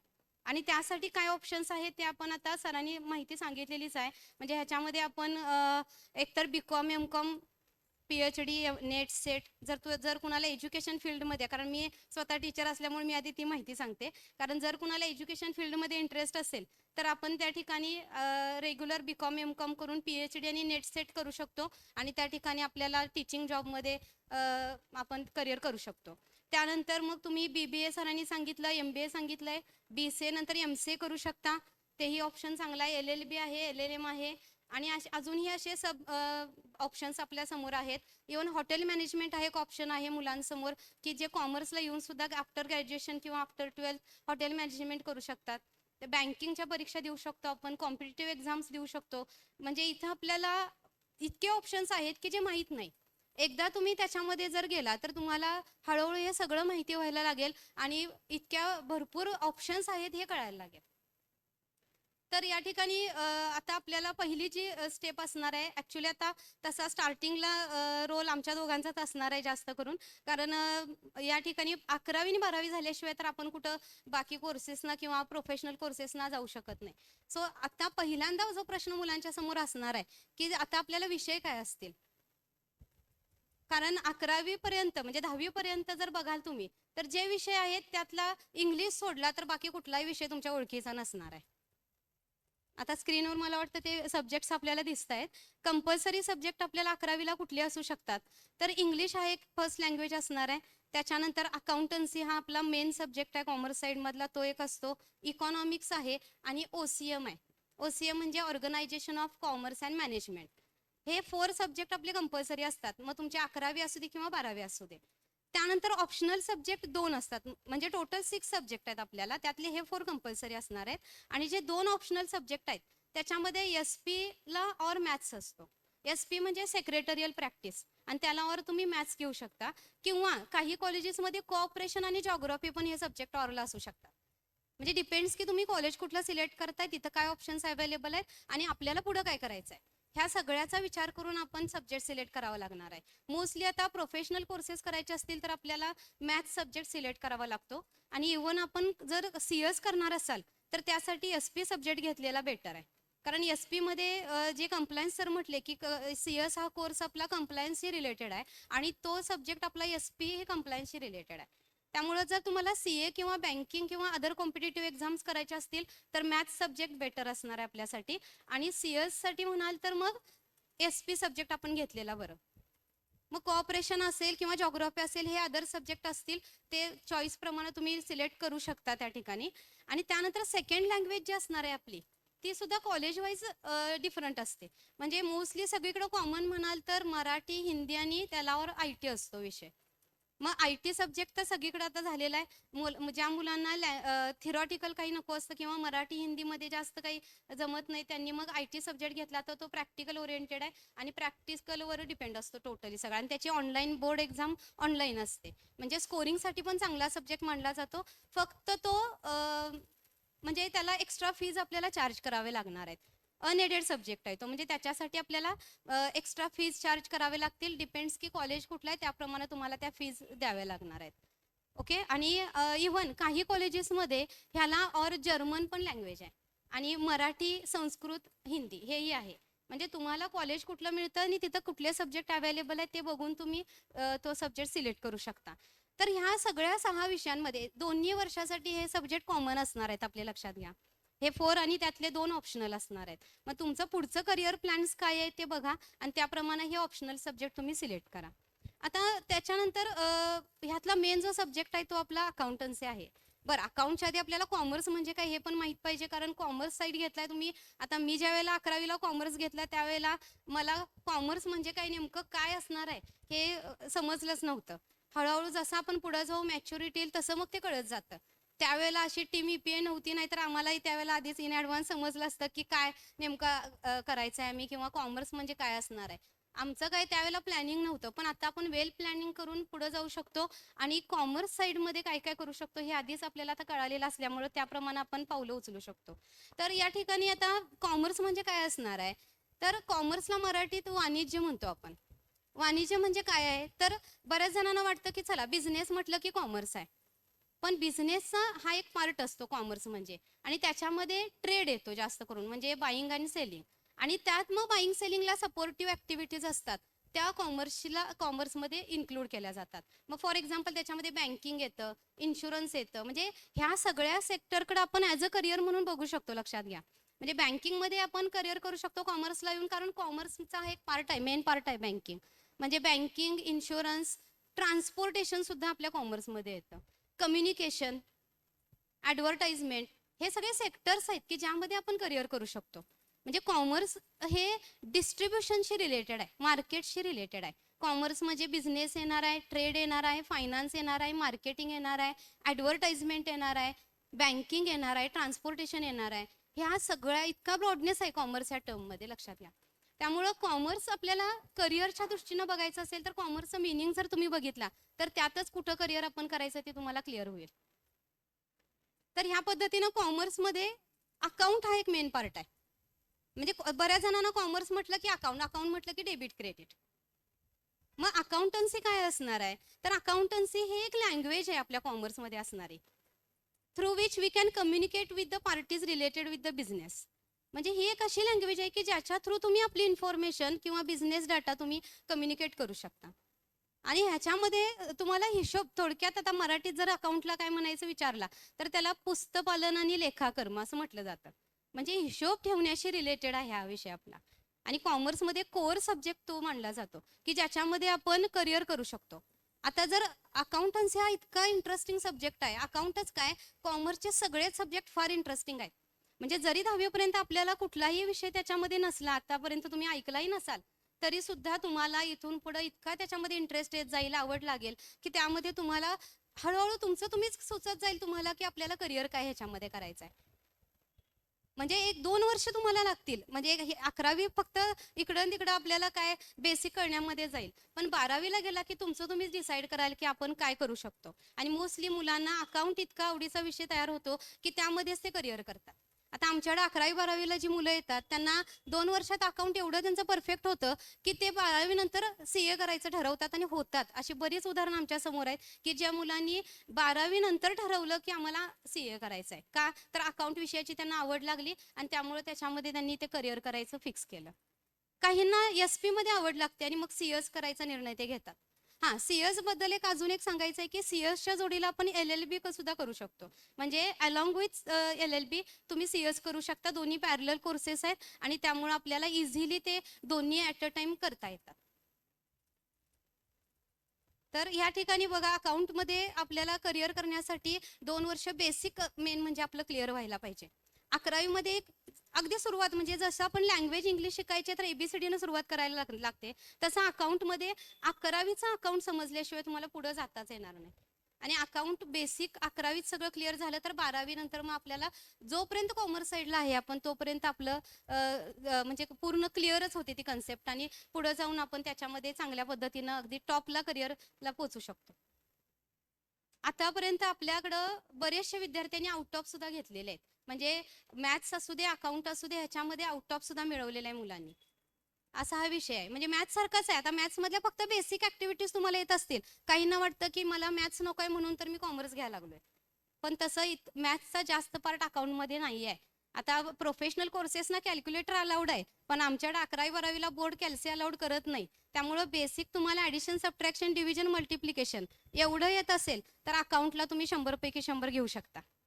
म्हणजे ह्याचा अश्युरन्स मी आत्ताच देऊ शकते तुम्हाला. हे फक्त 4 मॅथ्सच्या ॲक्टिव्हिटीज तुम्हाला येत असतील तर तुम्ही अकाउंटला आउट ऑफ घेऊ शकताय. आणि स्कोरिंग खरोखर मॅथ्समध्ये आणि अकाउंटमध्ये स्कोरिंग होतं. जस्ट बोर्डचा रिझल्ट लागला, आमच्याकडे 99चे आणि 98चे भरपूर मुलं आहेत. म्हणजे माझे तरी मला वाटतं नियर बाय 40 स्टुडंट्स अबाव 90चे आहेत. आणि मॅथ्सला सुद्धा आउट ऑफ असतात दरवेळी आमचे. सो ह्या कोर्स म्हणजे कॉमर्स म्हणजे अजिबात अवघड नाही आहे. म्हणजे तसं बघितलं तर नाहीच काही केलं तर मग काही अवघड सगळंच आहे. पण खरोखर इंटरेस्ट घेऊन केला तर कॉमर्ससारखं करिअर तुम्हाला कुठंही भेटणार नाही. आणि आत्ताच आपण ठरवलेलं चांगलं आहे, योग्य आहे की आपल्याला पुढं काय करायचं आहे. त्यासाठी अकाउंटवर जास्त फोकस करा, मॅथ्सवर फोकस करा, कारण ते जास्त प्रॅक्टिस ओरिएंटेड सब्जेक्ट आहेत. जास्तीत जास्त जेवढं आपण प्रॅक्टिस करू तेवढं स्कोरिंग आपल्याला त्याच्यामध्ये होणार आहे. तर मोहित सरांनी आता बऱ्यापैकी सगळ्या करिअर ऑप्शन्स तुम्हाला सांगितलेले आहेत, किंवा अकॅडमिकमध्ये 11वी-12वीला सब्जेक्ट कुठले असणार आहे तेही मी क्लिअर केलेलं आहे. तुम्हाला आणि काही डाऊट असतील तर तुम्ही ते विचारू शकताय, की जेणेकरून पुढच्या ॲडमिशनसाठी तुम्हाला त्याचा फायदा होईल.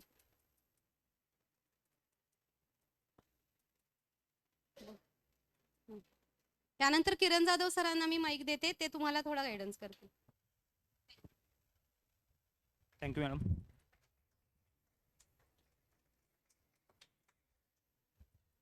सर्वप्रथम सर्वांचं, पालकांचं आणि इथं जे विद्यार्थी आहेत त्यांनी जे 10वीमध्ये जे यश मिळवलेलं आहे त्याबद्दल मी सर्व पालकांचं आणि विद्यार्थ्यांचं इथं हार्दिक अभिनंदन करतो. आणि इथं जे काय हा सेमिनार अरेंज केलेला आहे त्याच्यासाठी पण सरांचं मी थँक्यू म्हणतो, कारण का बऱ्यापैकी आम्ही असा अनुभव घेतलेला आहे की बऱ्याच मुलांना हे माहीत नसतं की आपल्याला पुढे जाऊन फ्युचरमध्ये काय करायचं आहे आणि त्याचे नेमके काय ट्रॅक काय असतो, हा ट्रॅकच माहीत नसतो. त्यामुळं ह्या सेमिनार थ्रू तुम्हाला बऱ्याचशा ज्या काही फील्ड्स आहेत, जे काही तुम्हाला वाटा ज्या काय आहेत, त्या बऱ्याचशा मला वाटते सरांनी इथं एक्सप्लेन केलेल्या आहेत की तुम्ही काय काय करू शकताय आफ्टर 10th आणि 12th. ओके, सो थोडंसं मी फक्त आता मॅथ्स या सब्जेक्ट बद्दल बोलणार आहे कारण माझा सब्जेक्ट स्वतःचा मॅथ्स असल्यामुळं किंवा मी मॅथ्स सब्जेक्ट टीच करतोय त्यामुळं. आता जर बघितलं तर आपल्याला त्या लिस्टमध्ये असं दिसतंय की काही कंपल्सरी सब्जेक्ट आहेत आणि काही ऑप्शनल सब्जेक्ट आहेत. म्हणजे मी तर असं म्हणतोय की जो कंपल्सरी सब्जेक्ट पाहिजे तो ऑप्शनल मध्ये गेलाय असं मला वाटते.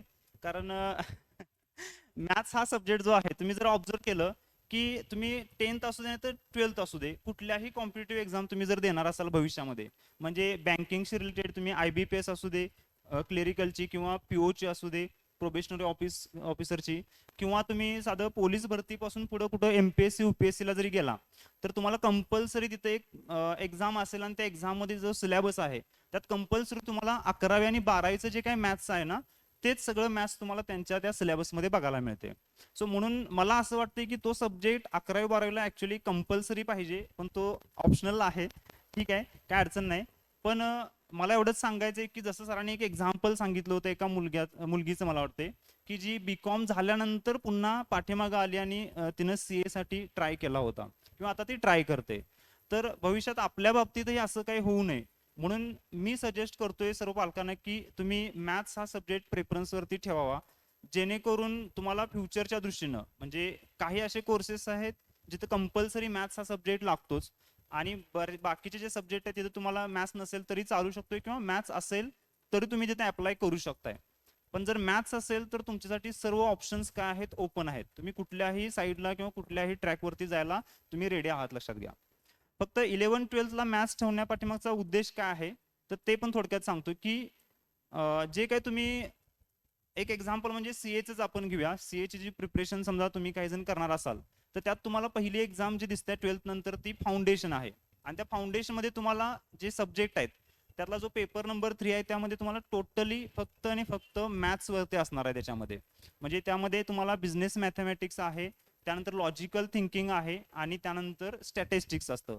आणि हे जे काही टोटल जो सिलेबस आहे किंवा जो पेपर आहे त्याचा जो सिलेबस आहे तो तुम्हाला टोटली 11वी आणि 12वी मध्ये शिकवला जातोय. मग समजा जर तुम्ही 11वी 12वी मध्ये जर तो सब्जेक्ट जो आहे ऑप्शनलला टाकला तर तुम्हाला परत ज्यावेळी तुम्ही CA ची तयारी करणार किंवा फाउंडेशनची तयारी करणार त्यावेळी तुम्हाला परत पहिल्यापासून त्या सिलेबसची किंवा सब्जेक्टची प्रिपरेशन करायला लागणार आहे.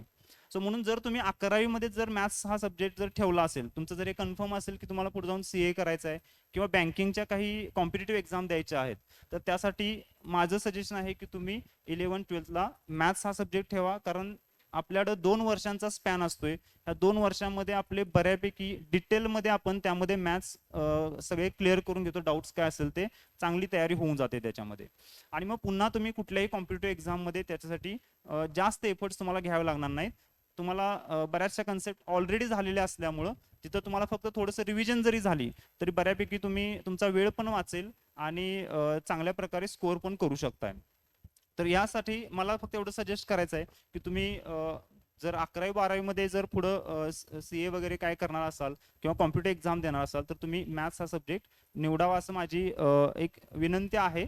कारण परत पुढे जाऊन असं वाटू नये की आपण पाठीमागं मॅथ्स हा सब्जेक्ट ठेवला असता तर बरं झालं असतं, असा एक विचार आपल्या मनात येऊ नये म्हणून हे सांगण्याचं मी इथं काम करतोय. कारण बऱ्यापैकी असं होतं की नंतर पश्चाताप करायची वेळ येते आपल्यावरती की मी 11वी 12वी मध्ये मॅथ्स सब्जेक्ट ठेवला असता तर बरं झालं असतं, मला त्या दृष्टीनं पुढं भविष्यामध्ये त्याचे फायदे मिळाले असते. सो यासाठी माझं सजेशन आहे की तुम्ही मॅथ्स हा सब्जेक्ट जर तुमचा त्यामध्ये इंटरेस्ट जास्त असेल तर तुम्ही कंपल्सरी मॅथ्स हा सब्जेक्ट ठेवा. आणि जर समजा काही मुलांचं अजून थोडंसं मॅथ्स वीक असेल तर आपण त्याची प्रिपरेशन त्या लेवलनं करून घेऊ शकतो, म्हणजे जेणेकरून त्यांचा चांगला स्कोअर पण होऊ शकेल आणि फ्युचरमध्ये त्यांना इतर कॉम्पिटेटिव्ह एक्झामसाठी सुद्धा त्यांची चांगली तयारी होऊ शकेल. सो या वेळेनं तुम्ही पुढच्या दृष्टीनं 12वीच्या दृष्टीनं सब्जेक्ट निवड करू शकताय. तर मला एवढंच सांगायचं आहे फक्त आता. आणि हे बोलण्याची मला संधी दिली त्याबद्दल मी सरांचं आभार व्यक्त करतो आणि सर्वांना थँक्यू.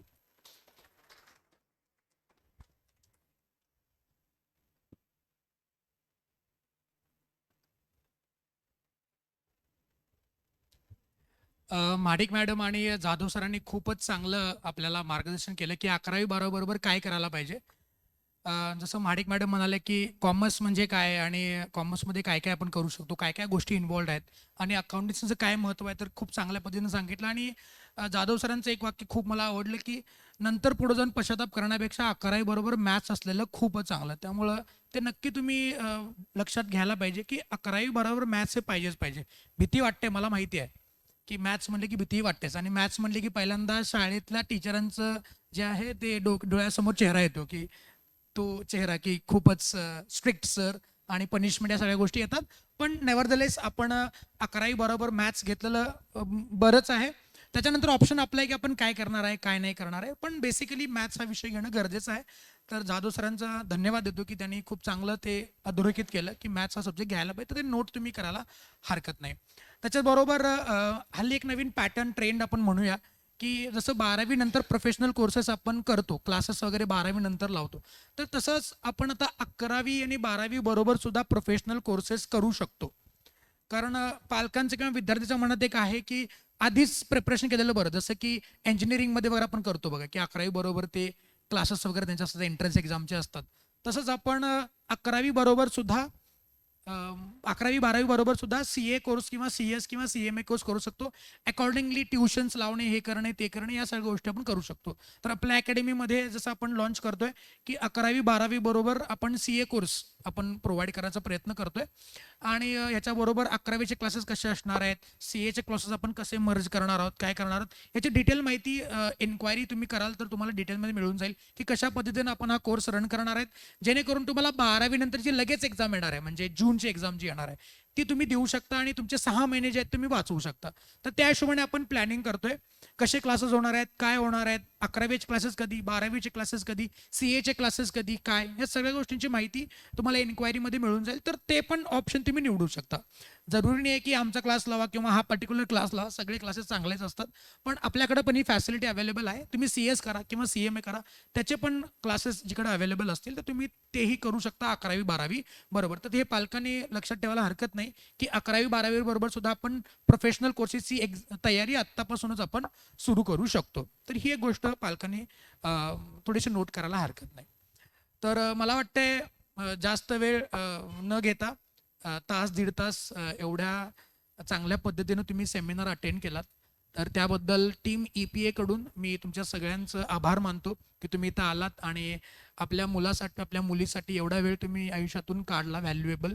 तर त्यासाठी तुमचं अभिनंदन. पालकांना सुद्धा आणि विद्यार्थ्यांना सुद्धा त्यांच्या भविष्यासाठी हार्दिक शुभेच्छा टीम EPA कडून.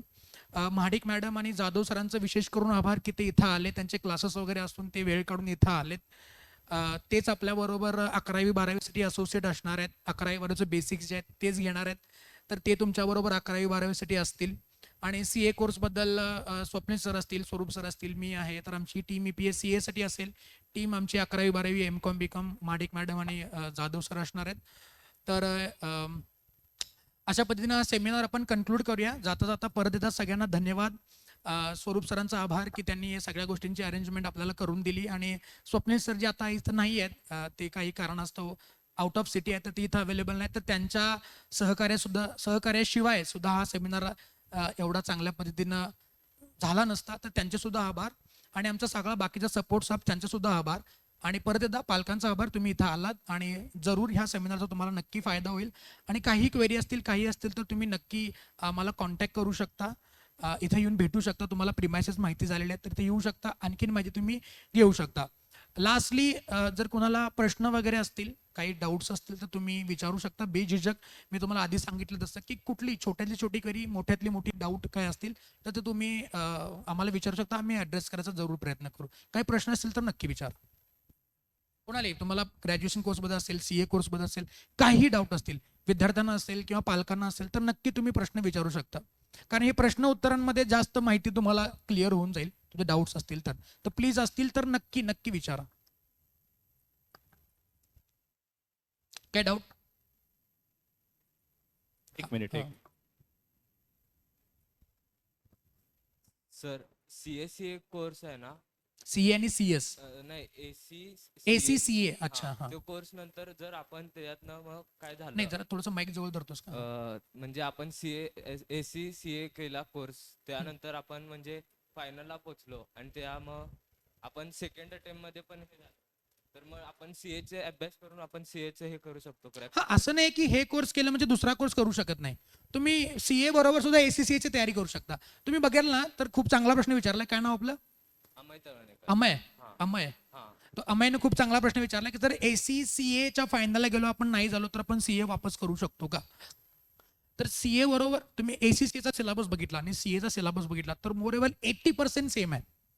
फक्त थोडे लॉज अँड रेग्युलेशन वेगळे आहेत, कारण तुम्ही वेगवेगळ्या कंट्रीमध्ये काम करणार आहात, तर त्याचा थोडा सिलेबस थोडासा वेगळा आहे, पण बेस लेवल तो सेमच असणार आहे.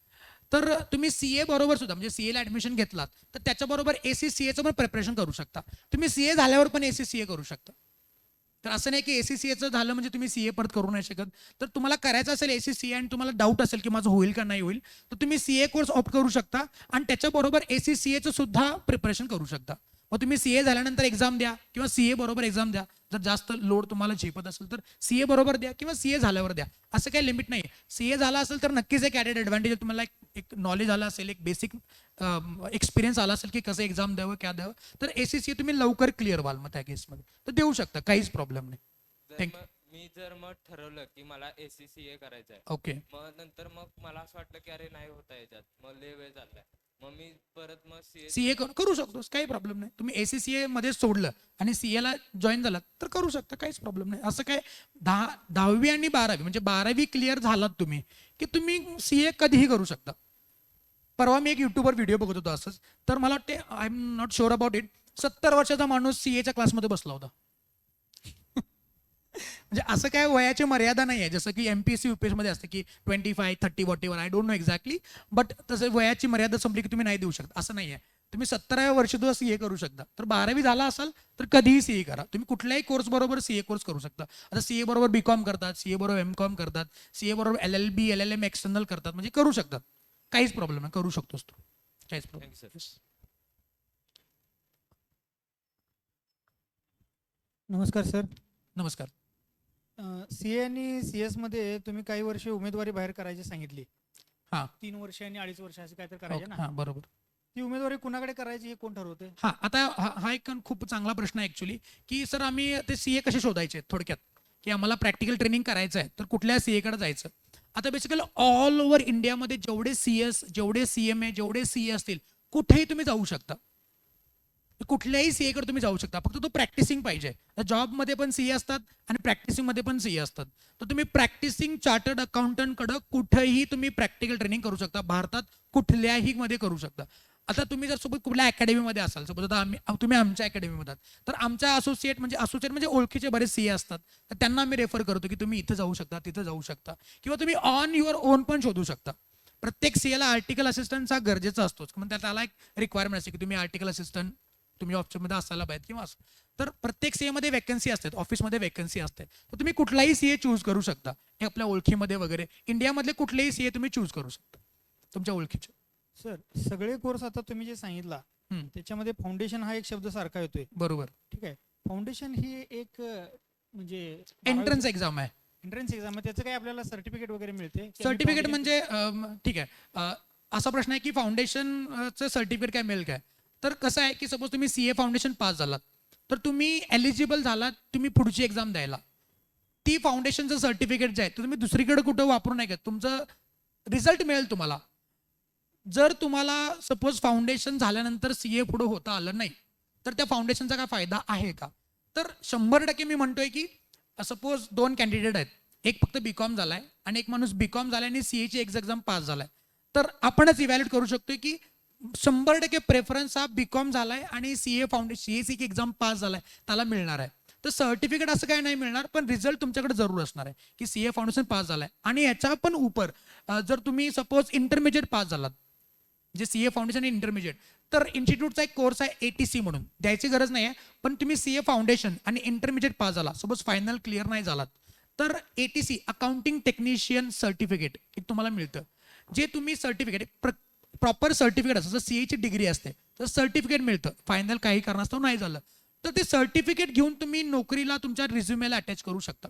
इंटरमिजिएट झाल्यानंतर फाउंडेशनला रिझल्ट मिळेल तर मिळेल, पण इंटरमिजिएट झाल्यानंतर सर्टिफिकेट पण मिळेल तुम्हाला इन्स्टिट्यूटचं, जसं CA ला सर्टिफिकेट मिळतं तसं. ठीक आहे सर. आणि ह्या स्पर्धा परीक्षा द्यायच्या आपल्याला किती संधी मिळतात CAच्या? आता तुम्ही म्हटला क्वार्टरली एक्झाम असतात किंवा इयरली म्हणजे 6 मंथच्या असतात. ठीक आहे, मग एक विद्यार्थी किंवा विद्यार्थिनी किती परीक्षा देऊ शकते, किती वेळा देऊ शकते? अटेम्प्टला काहीच मर्यादा नाहीत. म्हणजे तुम्ही फाउंडेशनला बसलात 50 अटेम्प्ट देऊ शकता. फक्त त्याच्यामध्ये काय आहे, काही वर्षानंतर आपल्याला ते रजिस्ट्रेशन रिव्हॅलिडेट करायला लागतं काही फीस भरून थोडीशी. म्हणजे 5 अटेम्प्ट झालं की रिव्हॅलिडेट करायला पाहिजे, 10 झाले की रिव्हॅलिडेट. अटेम्प्टला काही मर्यादा नाही. जसं मी म्हटलं की 17व्या वर्षी माणूस CA करतोय, तर मी आत्तापासून सुरुवात केली तर तुम्ही कितीही अटेम्प्ट देऊ शकता. असं नाही की 10 एक्झाम झाले की तुम्ही आता नाही देऊ शकत. असं इनएलिजिबिलिटी काय नाहीये, तुम्ही कितीही एक्झाम देऊ शकता. सर एक शेवट प्रश्न आहे, कॉमर्समधील मॅथ्स आणि सायन्समधील मॅथ्स एकच असते का फरक असतो? वेगवेगळं आहे, कारण मॅथ्स सायन्स मधलं मॅथ्स हे ऍप्लिकेशन बेस्ड आहे. म्हणजे तुम्ही ते इंजिनियर सायंटिस्ट वगैरे होणार असाल तर त्यामध्ये ते लेवल वेगळी आहे मॅथ्सची. पण कॉमर्समधलं मॅथ्स हे आपल्या सिलेबसला धरून त्याचा सिलेबस बनवलेला आहे. सायन्समधलं मॅथ्स हे त्यांच्या सिलेबसला धरून आहे, तिथे ऍप्लिकेशन जास्त आहेत. आपल्याकडे फक्त वर्किंग लेवलचं जे मॅथ्स रिक्वायर्ड आहे ते मॅथ्स आपल्याकडे आहे. म्हणजे तो दोन्हीमध्ये 100% फरक आहे. ऐकू येत नाही प्रॉपरली. आर्टिफिशियल इंटेलिजन्सचा आता सगळीकडे बोलबाला आहे. बरोबर. मग उद्या जर समजा चॅटबोटवर आपण एखादी लोक जर हे करून घेत असतील ChatGPT वर किंवा आता नवीन काय काय बरेच AI कंपनी आलेल्या आहेत, तर याची गरज राहील काय अकाउंटंटची आणि याची? ओके, खूपच चांगला प्रश्न विचारला. म्हणजे हा प्रश्न मी एक्सपेक्ट करत नव्हतो, पालकांकडून पण आलाय. बेसिकली आर्टिफिशियल इंटेलिजन्स काय आहे? आर्टिफिशियल इंटेलिजन्स आता पॉप्युलर झालंय, ह्याच्या आधी पण बऱ्याचशा गोष्टी होत्या. म्हणजे आमच्या CA मध्ये एक सिलेबस आहे, सब्जेक्ट आहे EIS म्हणून. त्याच्यामध्ये टेक्नॉलॉजी रिलेटेड गोष्टी सांगितल्या जातात, म्हणजे आपल्या फील्ड रिलेटेड टेक्नॉलॉजी कशी मदत करते वगैरे. त्याच्यामध्ये हा AI कॉन्सेप्ट आहे. आता बघा काही वर्षांपूर्वी, म्हणजे ज्यावेळी मी CA करायचो त्यावेळी पण हा सब्जेक्ट होता, तर त्यावेळी सुद्धा एक सिस्टम आहे DSS म्हणून, डिसिजन सपोर्ट सिस्टम. तर त्यावेळी पण कम्प्युटर्स होते. त्याच्यामध्ये एक एक्झाम्पल होतं की आपण डॉक्टरकडे न जाता दॅट गुगलवर सर्च करू शकतो की मला पोटात दुखते, तर मी पोटात दुखते, काय दुखते, हे दुखते सर्च करून त्याचे मेडिसिन घेऊ शकतो. नाही असं नाही, टेक्नॉलॉजी मदत करते आपल्याला. तर मी गुगलवर सर्च करणं आणि CA कडे डॉक्टरकडे जाऊन मेडिसिन घेणं, याच्यामध्ये मला वाटतं डॉक्टरकडे जाऊन मेडिसिन घेण्याचं सॅटिस्फॅक्शन जे चांगलं आहे. ChatGPT किंवा आर्टिफिशियल इंटेलिजन्स या गोष्टी आपल्याला मदत करू शकतात, but that is not the ultimate step. Ultimately आपण त्याच्यावर भरोसा नाही देऊ शकत. काही गोष्टी क्लेरिकल काम कमी करू शकतात, पण जिकडे डिसिजन मेकिंग आहे ना तिकडे कम्प्युटर नाही काम करू शकत, तिकडे माणसाचंच ब्रेन पाहिजे. म्हणजे सपोज आता अदानीवरती एवढं मोठं संकट आलं होतं मध्ये, तिकडे कम्प्युटर नाही मदत करू शकत, तिकडे CS सांगणार काय करायला पाहिजे फायनान्शियली, तिकडे लॉयरच सांगणार काय करायला पाहिजे, तिकडे कम्प्युटर काम नाही करू शकत. कम्प्युटर कशासाठी आहे? Just to help us. Computer is not the brain who actually works like a human brain. तो ठीक आहे, आर्टिफिशियल इंटेलिजन्स टेक्नॉलॉजी आहे, पण मला वाटतं या टेक्नॉलॉजीचा फार जास्त फायदा आपल्याला आपल्या फील्डमध्ये पण होऊ शकतो. जसं आपण ऑडिटमध्ये म्हटलं तर ऑडिटमध्ये पूर्वी मॅन्युअली ऑडिट व्हायचं, आता आपल्याकडे नवीन नवीन सॉफ्टवेअर आलेत जे आपल्याला काय चेक करायचं हे सांगतात, पण चेक तर आपल्याला करायला पाहिजे ना. म्हणजे ऑडिटरचं रिप्लेसमेंट कम्प्युटर होऊ शकत नाही, डॉक्टरची रिप्लेसमेंट कम्प्युटर नाही होऊ शकत, वकीलची रिप्लेसमेंट कम्प्युटर नाही. त्यांना मदत करू शकतात. आता बऱ्याच वेळेला काही काही ठिकाणी काय होतं की स्वतः इन्कम टॅक्स रिटर्न भरतात लोक, स्वतः भरतात, भरायला काही हरकत नाही, भरू शकतात, पण नोटीस आली की कुणाकडे जाणार? तर क्लेरिकल काम कमी होतं. तुमचा प्रश्न अगदी बरोबर आहे, क्लेरिकल काम कमी होत आहे, पण एक्सपर्ट लेवलचं जे काम आहे तर कम्प्युटर नाही करू शकत. ओके, तर CA फील्डला काय मरण आहे किंवा प्रोफेशनल्सला काय मरण आहे असं मला तर नाही वाटत. गुड, थँक्यू सो मच हा प्रश्न विचारल्याबद्दल. आणखी कोणाला काही आणखीन doubts? हा.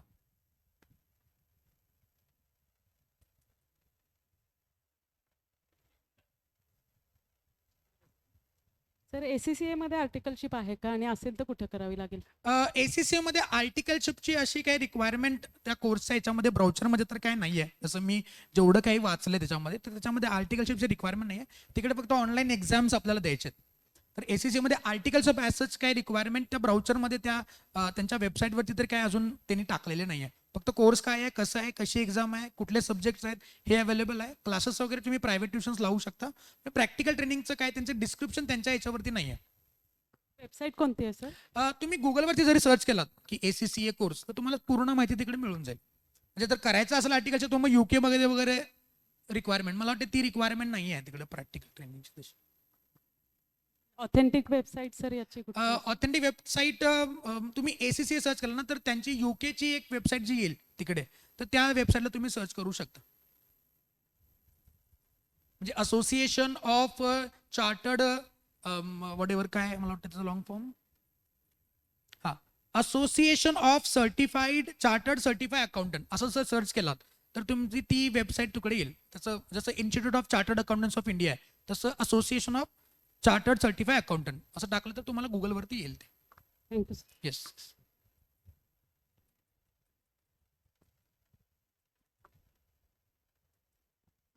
सर जर CA झाल्यावर ACCA करायचं असेल तर परत त्या 3 एक्झाम्स द्यावे लागणार का दुसऱ्या कुठल्या 3 एक्झाम म्हणाल तुम्ही? 3 लेवल एक्झाम म्हणजे ACCAच्या हा हो 100% द्यायला लागणार. असं काही एक्झाम्शन दुसरा नाही आहे कुठला वे नाही हा. की CA झालात म्हणजे तुम्हाला ती एक्झाम द्यायला लागणार नाही असं काही नाही. तुम्हाला सगळे आणि एक्झाम लेवल CA करत असताना पण CA करत असताना पण तुम्ही ACCAचं प्रिपरेशन करू शकता 100%. काहीच प्रॉब्लेम उलट ते तुम्हाला मदत करेल कारण सिलेबस तुमचा सेम आहे. काही 2-3 सब्जेक्ट वेगळे आहेत त्याचं प्रिपरेशन करा तुमचं काम होऊन जाईल. आणि त्याचे क्लासेस ऑनलाईन का ऑफलाईन? आता त्याचे क्लासेस अवेलेबल सध्या तर म्हणजे फेस टू फेस क्लासेस तर अवेलेबल नाही आहेत. तुम्हाला ऑनलाईनच सर्च करायला पाहिजे आणि मला वाटतं कोल्हापूरमध्ये तर कोण ऑनलाईन पण देत नाही आणि ऑफलाईन पण देत नाही. तुम्हाला थोडंसं मेट्रो सिटीजमध्ये वगैरे सर्च करायला पाहिजे फेस टू फेस क्लासेस किंवा ऑनलाईन क्लासेस. तुम्हाला ऑनलाईन यूट्यूबवर वगैरे टाकलं तर तुम्हाला कुठले क्लासेस अवेलेबल आहेत डेमो लेक्चर्स वगैरे असतील ते तुम्ही बघू शकता आणि तिकडे क्लासला ॲडमिशन घेऊ शकता. काहीच थँक्यू. आणि त्याचं रजिस्ट्रेशन प्रोसेस वगैरे ऑनलाईन पूर्ण ऑनलाईन प्रोसेस आहे. तसं म्हणजे की असोसिएशन ऑफ चार्टर्ड सर्टिफाईड अकाउंटंटच्या ऑफिशियल वेबसाईटवर गेलात तर तुम्हाला तिथं रजिस्ट्रेशनची प्रोसेस वगैरे अवेलेबल आहे. तुम्हाला ऑनलाईनच करायचं ऑफलाईन काय प्रोसेस अवेलेबल आहे. डॉक्युमेंट्स काय लागणार आहेत काय नाही लागणार आहेत त्याची लिस्ट पूर्ण त्या वेबसाईटवरती आहे. Okay thank you sir. येस. आता CA मध्ये 50%चं पासिंग आहे. तिकडे पण 50%च पासिंग तुम्हाला मिळेल म्हणजे 50%चं सब्जेक्ट वाईज पासिंग आहे.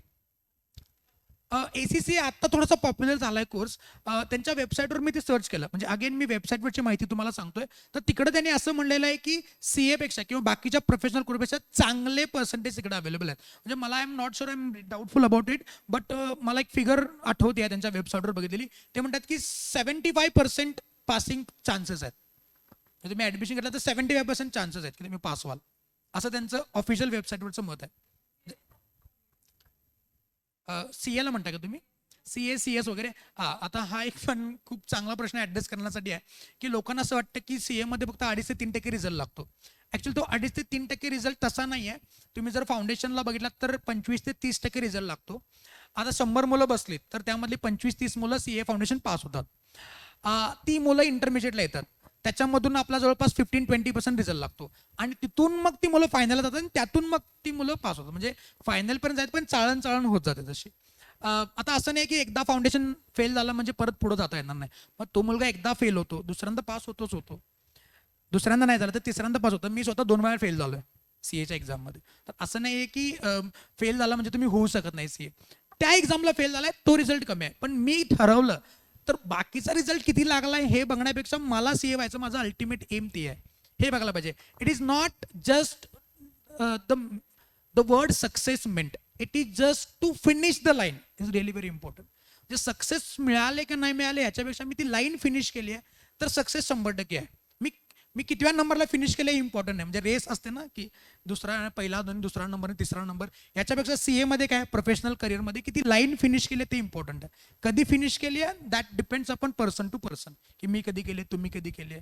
असं आता मला CA झालं कोणी विचारत नाही की तुम्ही फर्स्ट अटेम्प्ट झालाय का 2 वेळा नापास झाला की एकदा नापास झाला होतो माणूस म्हणजे असेल कॅलिबर तर 100% होतो. असं काय अवघड असा काय कोर्स नाही आहे. हा बट ऑफ बेस कोर्स आहे की तुमच्या रेग्युलर अकॅडमिकपेक्षा थोडंसं अवघड तर नक्कीच असणार आहे पण तसं बघायला गेलं तर खूपच अवघड असं नाही. आता भारतामध्ये जवळपास 3-3.5 लाख चार्टर्ड अकाउंटंट आहेत म्हणल्यानंतर मुलं पास होतातच तर आपल्याला व्हायला काही हरकत नाही. ते खूप अवघड आहे असं समजायची गरज नाही. अजून एक गोष्ट हायलाईट करण्यासारखी आहे म्हणजे आता ACCA आणि CAचं जर कम्पॅरिझनच आपण करायचं म्हणलं तर एक गोष्ट तुम्हाला लक्षात घ्यावी लागेल. ACCA कोर्स हा जसं 180 देशामध्ये चालतोय असं म्हणतात बरोबर पण तो जॉबसाठी. जर तुम्हाला इंडियामध्ये प्रॅक्टिस करायची असेल तर ACCA ची साईन बॅलन्स शीटवर चालणार नाही. त्यासाठी इंडियामध्ये जर तुम्हाला ऑफिस काढून स्वतःचा बिझनेस करायचा असेल, म्हणजे लोकांना कन्सल्टन्सी सर्व्हिस द्यायची असेल की रिटर्न कसे भरावे किंवा त्यांची ऑडिट सर्व्हिस द्यायची असेल ऑडिट रिलेटेड, तर इंडियामध्ये कॉन्स्टिट्यूशन प्रमाणे फक्त चार्टर्ड अकाउंटंट्सनाच तो राईट आहे. म्हणजे तुमच्या मुलाला किंवा मुलीला पुढे जाऊन ऑफिस स्वतःचं काढायचं जर असेल तर CA करणं हे कंपल्सरी आहे. ACCA जॉबसाठी ठीक आहे, इंडियात सुद्धा जॉब मिळेल ACCAच्या बेसिसवर, फॉरेन कंट्रीजमध्ये सुद्धा जॉब मिळेल. म्हणजे जॉब जर करायचं निश्चित असेल तर ऑफकोर्स ACCA आहेच, पण जर इंडियामध्ये प्रॅक्टिस करायची असेल तर CA करिअरवर फोकस करायला पाहिजे. कारण की इंडियन कॉन्स्टिट्यूशन फक्त CA ला हा अधिकार देतोय, हे पण तुम्ही लक्षात ठेवावं पाहिजे. आणि जर दोन्ही केलं तर काय मग बेस्टच आहे. अजून एक क्वेरी आहे सर. सर कॉमर्समध्ये इंग्लिश मीडियम आणि मराठी मीडियम हे दोन पार्ट आहेत, त्यातलं बेस्ट काय स्वरूप सर, आणि विषयमध्ये काय विषय वेगळे आहे किंवा स्वरूप सांग. चांगली क्वेरी आहे. इंग्लिश मीडियम घ्यायला पाहिजे काय मराठी मीडियम? तर सिम्पल आन्सर आहे, आज जगात आपल्याला पुढे जायचं असेल, म्हणजे मी मराठीचा कुठेही अवमान करत नाही आहे, मराठी तर आपल्याला यायलाच पाहिजे, पण इंग्लिश मीडियम रिक्वायर्ड आहे. इंग्लिश मीडियमच घेणं जास्त बेटर राहील, कारण की पुढे सगळे कोर्सेस जे आहेत ते आपल्याला इंग्लिशमध्येच फेस करायचे आहेत. आता माझं जर पर्सनली म्हणलं तर माझं 1ली ते 10वी मराठीतच झालं शिक्षण, पण 11वीत जो काही त्रास झालाय मला, जेव्हा मी कन्वर्ट केलं फर्स्ट टाइम इंग्लिश मीडियमला, त्यावेळी आम्ही इकॉनॉमिक्स वगैरे समजून घ्यायसाठी दिवसभर डिक्शनरी घेऊनच बसायचो, बाकी काहीच नाही. लॉ समजून घ्यायला डिक्शनरीज घेऊन बसायला लागायचं. त्यामुळे इंग्लिश मीडियम हे सक्तीचं आहे असं मला वाटतंय. 11वी 12वी नंतर तरी, म्हणजे आता 10वी पर्यंत जे झालं ते झालं, इथून पुढे तरी इंग्लिश मीडियम घ्यावंच, कारण की पुढचे सगळे कोर्सेस इंग्लिशमध्येच होणार आहेत. हा, इंग्लिश मीडियम इज बेस्ट. बरोबर आहे डिसिजन. एक मिनिट. CA झाल्यानंतर जॉब मिळण्याची जी प्रोसेस असते, मग ते इंडियामध्ये असू दे किंवा फॉरेन कंट्रीमध्ये असू दे, ती काय असते? आता जेव्हा तुमचं CA कम्प्लीट होईल तर ICAI म्हणून आपली जी इन्स्टिट्यूशन आहे त्यांचे कॅम्पस प्रोग्राम पण असतात, ज्याच्यावर तुम्ही रजिस्टर करायचं आहे आणि त्यांचे वेगवेगळ्या कंपन्यांच्या तिथं इंटरव्ह्यूअर्स येतात, इंटरव्ह्यू घेतात. तुम्ही कसं पास झालाय, पहिल्या अटेम्प्टला पास झालाय का वेळ लागलाय, ह्या सगळ्या गोष्टींमध्ये तुमचे कम्युनिकेशन स्किल काय आहेत, या सगळ्या गोष्टीप्रमाणे तुमचं पॅकेज डिसाईड होत असतं. जेवढा जास्त फास्ट CA झालाय, ज्याचं कम्युनिकेशन स्किल स्ट्रॉंग आहे, आता बघितला तर CA तर बऱ्यापैकी सगळे CA होऊ शकतात, जर over the period of time तुम्ही भरपूर अभ्यास केला कंटिन्युअस बेसिसवर होऊ शकतात. पण प्रत्येक CA मध्ये थोडा फरक असणारच आहे. प्रत्येकाला आपापल्या कुवतीप्रमाणे पॅकेज ऑफर केलं जातं. ठीक आहे, हे कॅम्पस प्रोग्राम आहेत. समजा त्यातून नाही झालं सिलेक्शन तर पेपरमध्ये आर्टिकल्स येतात, Naukri.com वगैरे ह्या आपल्या वेबसाईट्स आहेत, त्याच्यावर तुम्ही तुमचे CVs अपलोड करून ठेवू शकताय.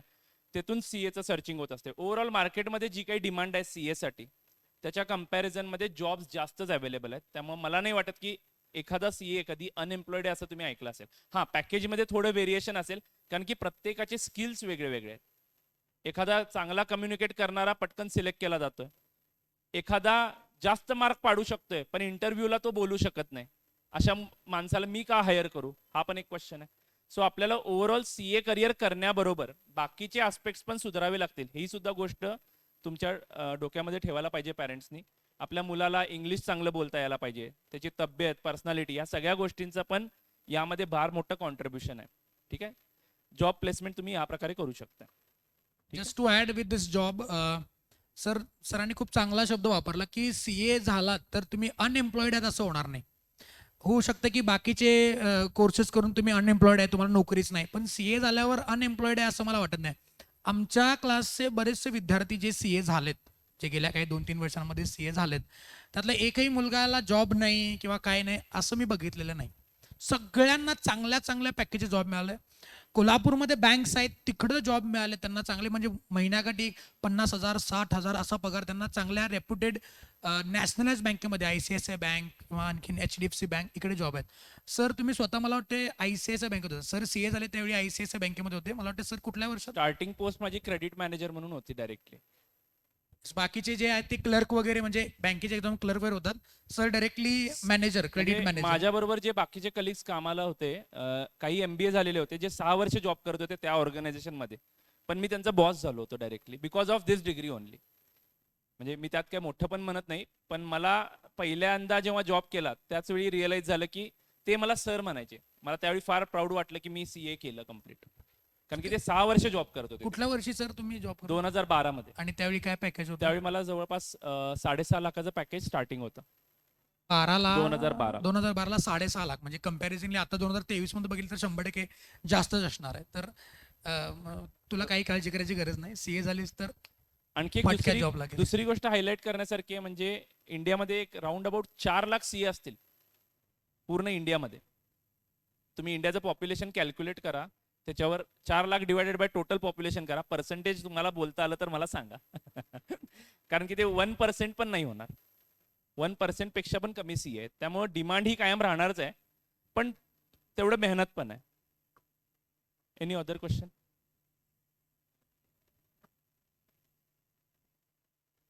CSI ची असणार त्याचं. हा, त्याची इन्स्टिट्यूट वेगळी आहे, ती पॅरलल बॉडी आहे, वेगळी बॉडी आहे, त्यांचे वेगळे सेम प्रोग्राम, बट फंक्शनिंग दोघांचं सेम आहे. ICAI ज्या पद्धतीने काम करते तसंच ICSI पण काम करते. येस येस, स्वतःचं ऑफिस पण करू शकतात. CAचं एक आणखी एक वैशिष्ट्य, तुम्ही खेड्यात जरी ऑफिस काढलं, हा इन्कम मध्ये फरक असणार, पण तुम्हाला आपल्या गावातच राहायचं असेल तर तुम्ही काम करू शकणार. आज मला सांगा, खेड्यात राहणाऱ्या लोकांना इन्कम टॅक्स रिटर्न भरावे लागत नाहीत का? लागतात ना. सो ते शहरात येतात सर्व्हिस अवेल करायसाठी. समजा तुमचं गाव जर मोठं असेल, भलेही तुम्ही त्या गावात राहून 50-60 हजार रुपये महिन्याला कमवाल, जर तुम्हाला तिथंच राहायचं असेल तर एक ऑपॉर्च्युनिटी आहे. मुलींसाठी तर बेस्ट करिअर आहे. लग्नापूर्वी इथं, लग्नानंतर दुसरीकडे जाऊन पण तुम्ही सेटल होऊ शकताय. असं काही नाही आहे की, म्हणजे बऱ्यापैकी इंजिनियरच्या केसमध्ये तुम्हाला माहिती आहे, सॉफ्टवेअर इंजिनियर वगैरे जर तुम्ही असाल तर तुम्हाला कंपल्सरी मेट्रो सिटीत, आता माझा सख्खा भाऊ सॉफ्टवेअरमध्ये काम करतोय, त्याला कोल्हापूरला ये म्हणलं तर तो म्हणते मला इथं जॉब ऑपॉर्च्युनिटीज नाहीत, आणि जरी असतील तर त्यात एवढ्या मला पेच करत नाहीत, मी कसा येऊ? पण CAला हा प्रॉब्लेम नाही आहे. आज आम्ही CA होऊन कोल्हापुरात सेटल झालोय. तुमची मुलं पण समजा इथंच कुठेतरी सेटल व्हायचं पुढे प्लॅन असेल तर CAला always there is a scope. आणखीन काय डाऊट्स, क्वेरीज?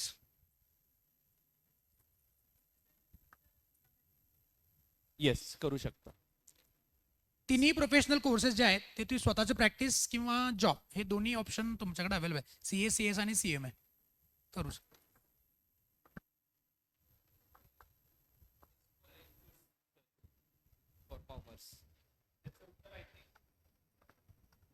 मॅडम किंवा सर देतील. क्वेश्चन आहे, कोणतं कॉलेज चूज करावं लागेल? तर मॅडम किंवा सर 11-12 रिलेटेड आहे ते सांगते.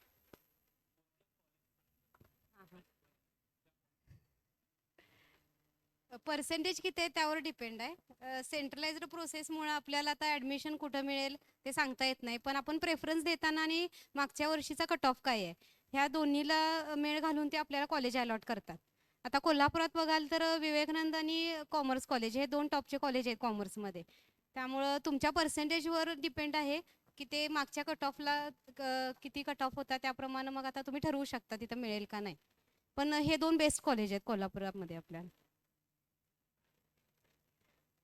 इंग्लिश मिडियमचे सर विवेकानंद कॉलेज आहे, न्यू मॉडेल आहे, आणि हां, आणि कॉमर्स कॉलेज DD शिंदे एक आहे, आणि मुलगी असेल तर मग कमला कॉलेजला एक मिळू शकते. हे आधीपासूनचे आहेत, म्हणजे वेल एस्टॅब्लिश्ड आहेत. आणि आत्ता काही जणांनी इंग्लिश मिडियमच्या डिव्हिजन चालू केलेत, पण तिथं तुम्हाला फुल फ्लेज सगळं मिळेल असं नाही. पण हे तरी ॲटलिस्ट कॉलेजेस आहेत आपले जुने. आणि ॲडमिशन संदर्भात जर काही मदत लागणार असेल तर सांगा, मी गायडन्स करायला तयार आहे. ॲडमिशन तुम्हाला कुठं मिळतंय बघा, नसेल तर मग तुम्ही मदत घेऊ शकताय.